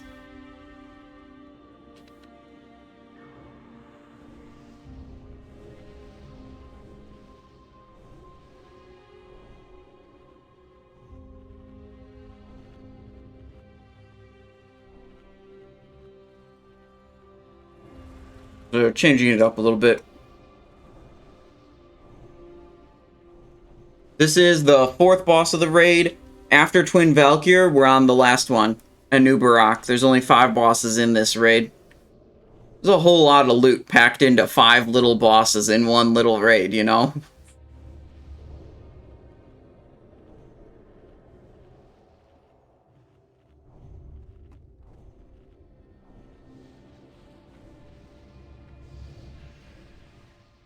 I wonder if I'm going to do this thing where I run around to do the tricks at the start. I wonder if I should cycle my trinkets to delay their initial activation. Seems like that might be a good idea.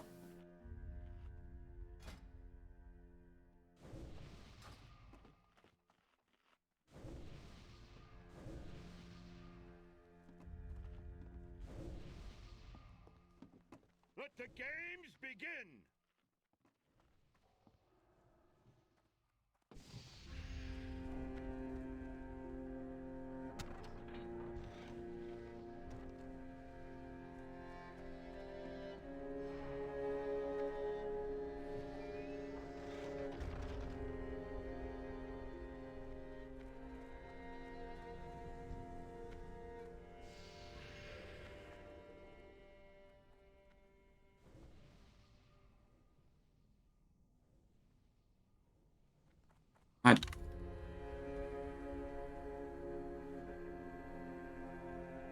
Hang on. Do you still want me to tricks X to our tank, Goulash? Okay. We get to start in Dark Essence because we're just gonna tricks Skull instead. So we don't, no need to cycle trinkets or anything like that.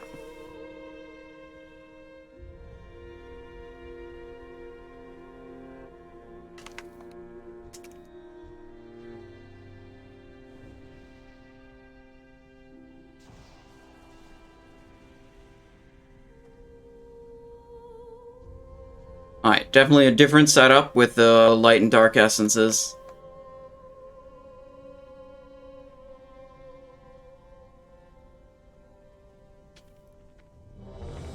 Ready? Yes. We got food buff, we got flask buff, we got both of our poisons are looking good.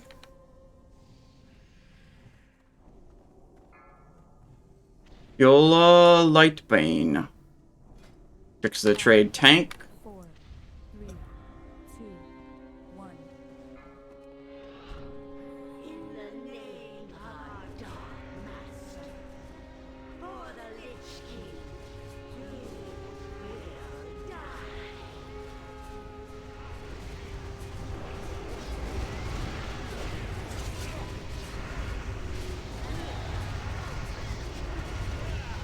gonna vanish. In case I had too much threat.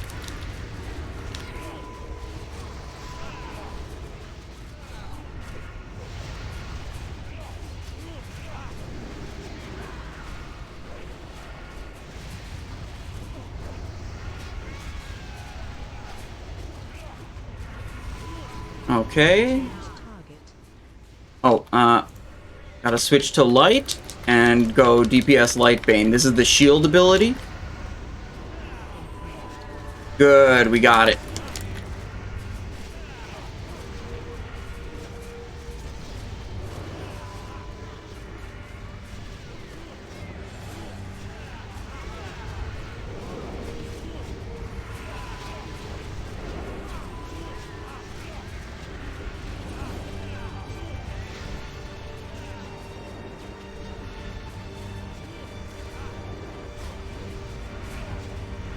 What's the next ability gonna be?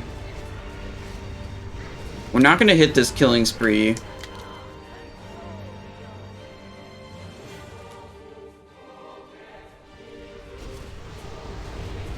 Okay, that's a dark vortex, which means we need to have dark essence to absorb the damage.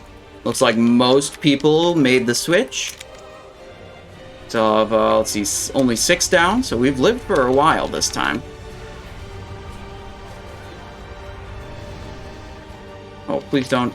I don't want to die. I have 5 seconds left on my Blade Flurry cooldown. Let me have this. No, no! Bro. Dude, I just had my Blade Flurry and I was about to killing spree too. Unlucky.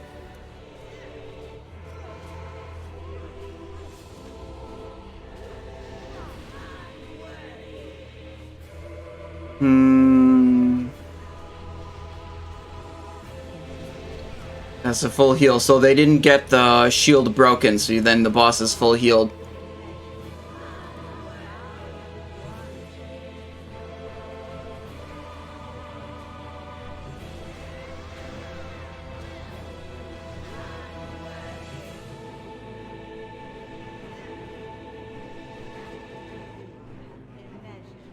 There we go. Okay, everyone's despawned now.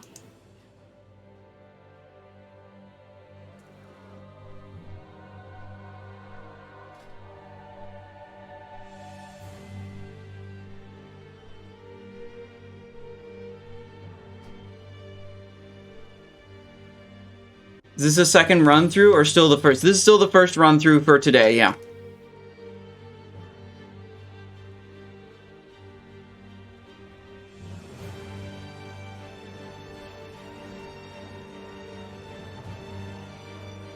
So we definitely want to save our sprint abilities. I probably won't even sprint on the opener. We want to save our sprint abilities for when we have to go change color. Did they finally fix cooldowns resetting? Yes. Yeah, they fixed cooldowns resetting, so that's a big deal.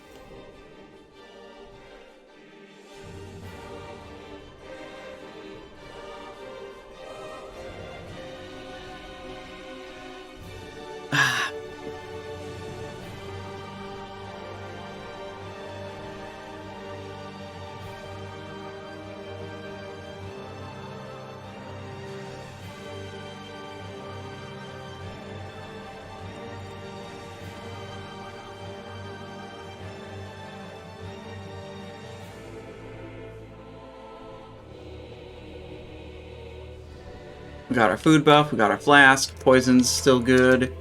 Don't need to switch that up. Got our 2-piece bonus.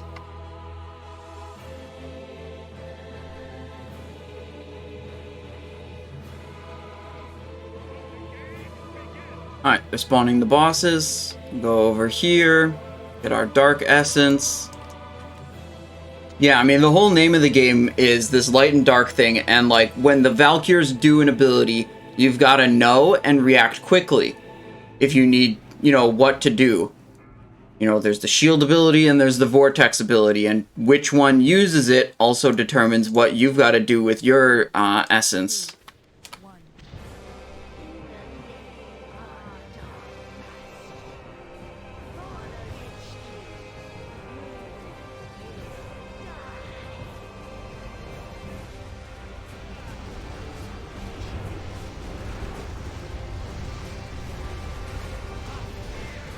Vanish. Because I had too much threat, probably.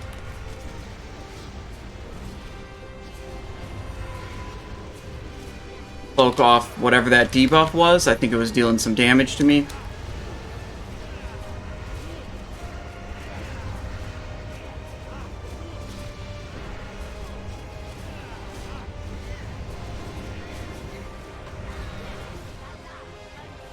Oh, wait, no, I'm right here.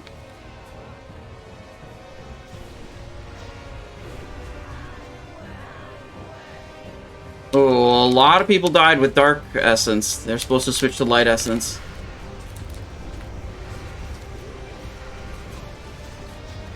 Okay. So now that we're Light Essence, we're attacking Aegis Darkbane. We changed target. Oh, everyone's dead. Okay.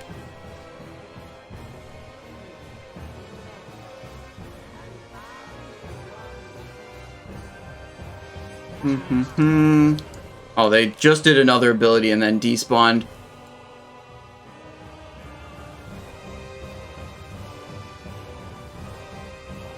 Yeah, I mean, there's like,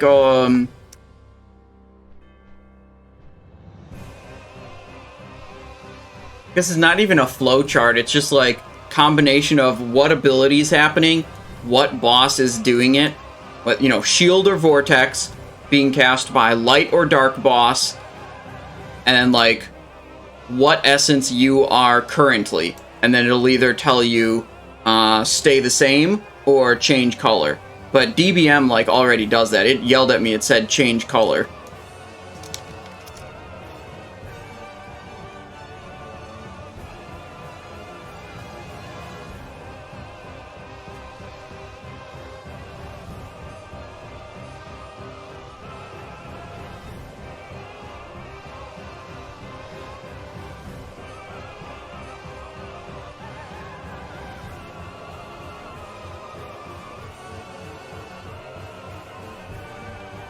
So with the setup we're doing now, we have basically all the melee using Dark Essence and all the ranged and healers using Light Essence. So a lot of people are switching every time there's an ability, someone's gonna switch. People are gonna switch. About half the raid is gonna switch color. We're doing Guild Run or R&D, Lesser of Disaster. This is a German guild that was just looking for more on the PTR, and I joined up with them. Not my normal guild.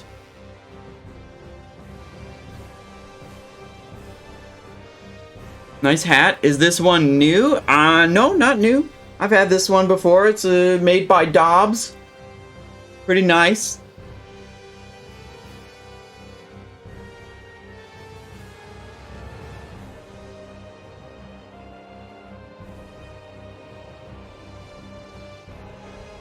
Alright, here we go. Oh, wait, the boss isn't even spawned yet. Just joined the stream. Did they change anything in this round to make it harder? Not that I'm aware of, but they did fix the encounter end triggers, which means cooldowns will actually reset at the end of a boss fight.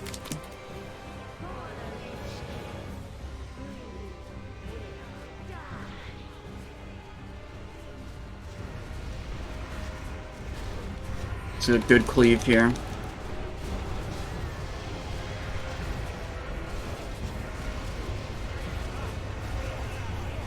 Damn, we got the Unholy Frenzy right after the killing spree. Unlucky. I was a little slow to get into the boss compared to the other rogues.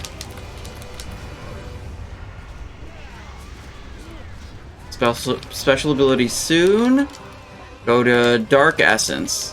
Yep, we are already Dark Essence. Wait, I shouldn't attack that guy. I should just continue attacking this one. But Dark Essence allows me to absorb all that damage. That's good.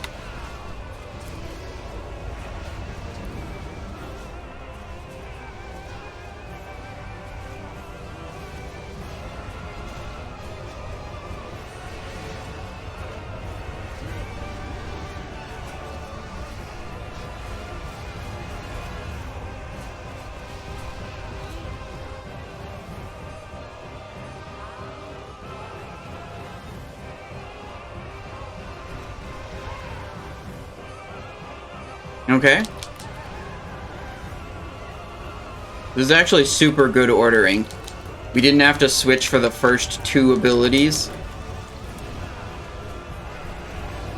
Which means since the way the abilities work, they'll do all 4 of the different abilities before they repeat any of them. So I know the next 2 abilities are going to require me to switch to light.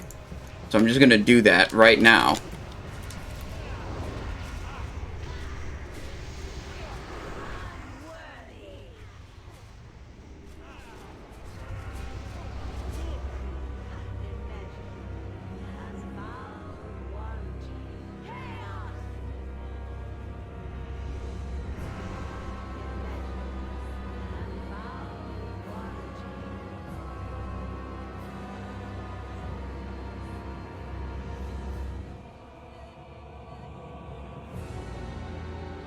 Yeah, give me the specifics of when it's happening, and I'll see if that works out for me.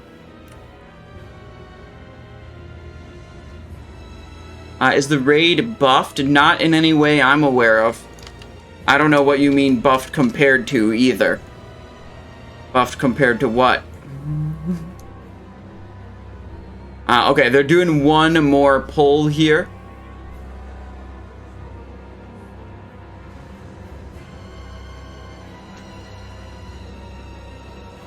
Last round of Twin Valkyr. Then I'll probably eat a granola bar and see if we can find 1 more group to do.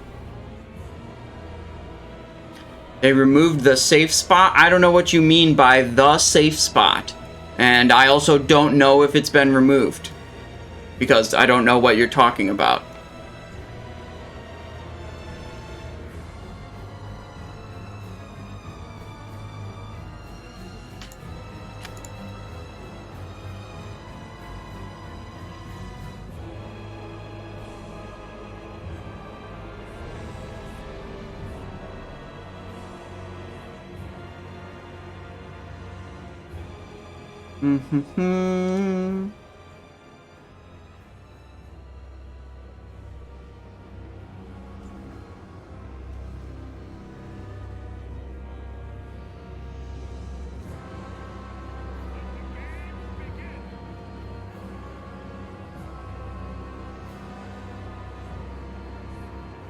There we go. Glitch TV 0 coming in with Prime. Thank you. 3 months of support. I appreciate you. Welcome back to the stream. Here we go. We're pulling. I gotta be in position this time. I lost a lot of like time on target last time because I was in a bad spot.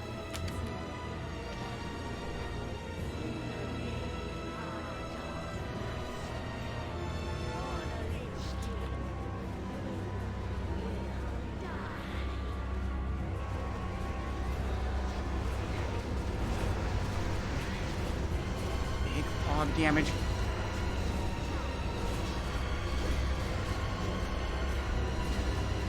There we go.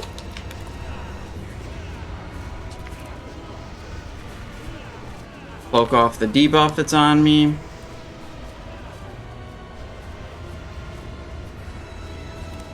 These white balls that are getting into the melee group are causing a lot of damage. Ability happening very soon. We have to switch to light essence and switch to this target. Boom, got it. That's good. So that was the shield ability cast by the Dark Valkyr. So we all needed to be light essence to be able to deal damage to it and break the shield prior to the heal happening.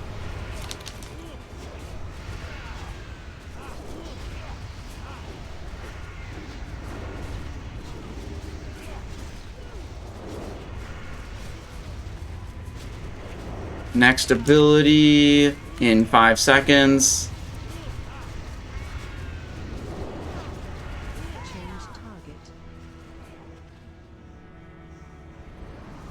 Gotta go dark.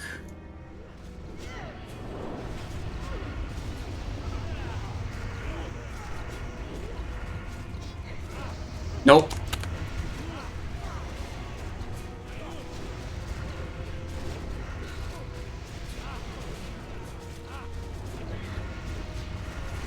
So we didn't get enough damage on Lightbane to break the shield before the heal completed. And a little bit of that is due to, like, we're positioned right here, so all the melees have to run all the way over there, click the thing, then run all the way back before they can start dealing damage.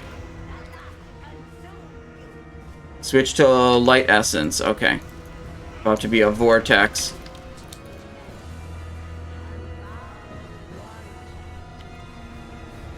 Do another Blade Flurry killing spree here.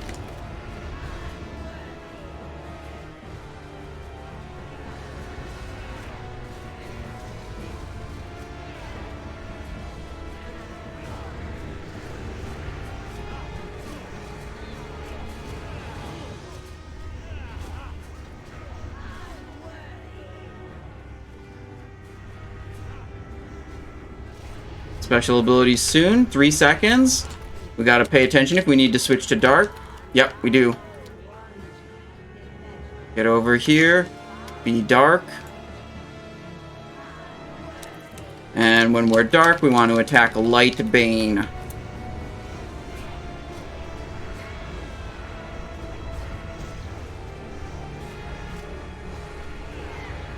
We are dead.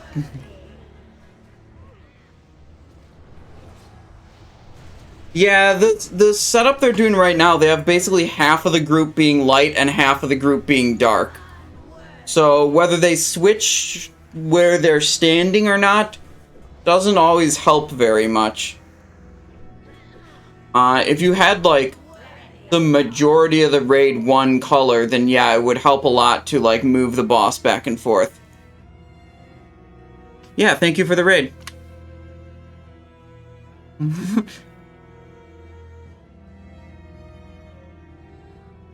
Well, you're very welcome. Thank you for having me in your raid.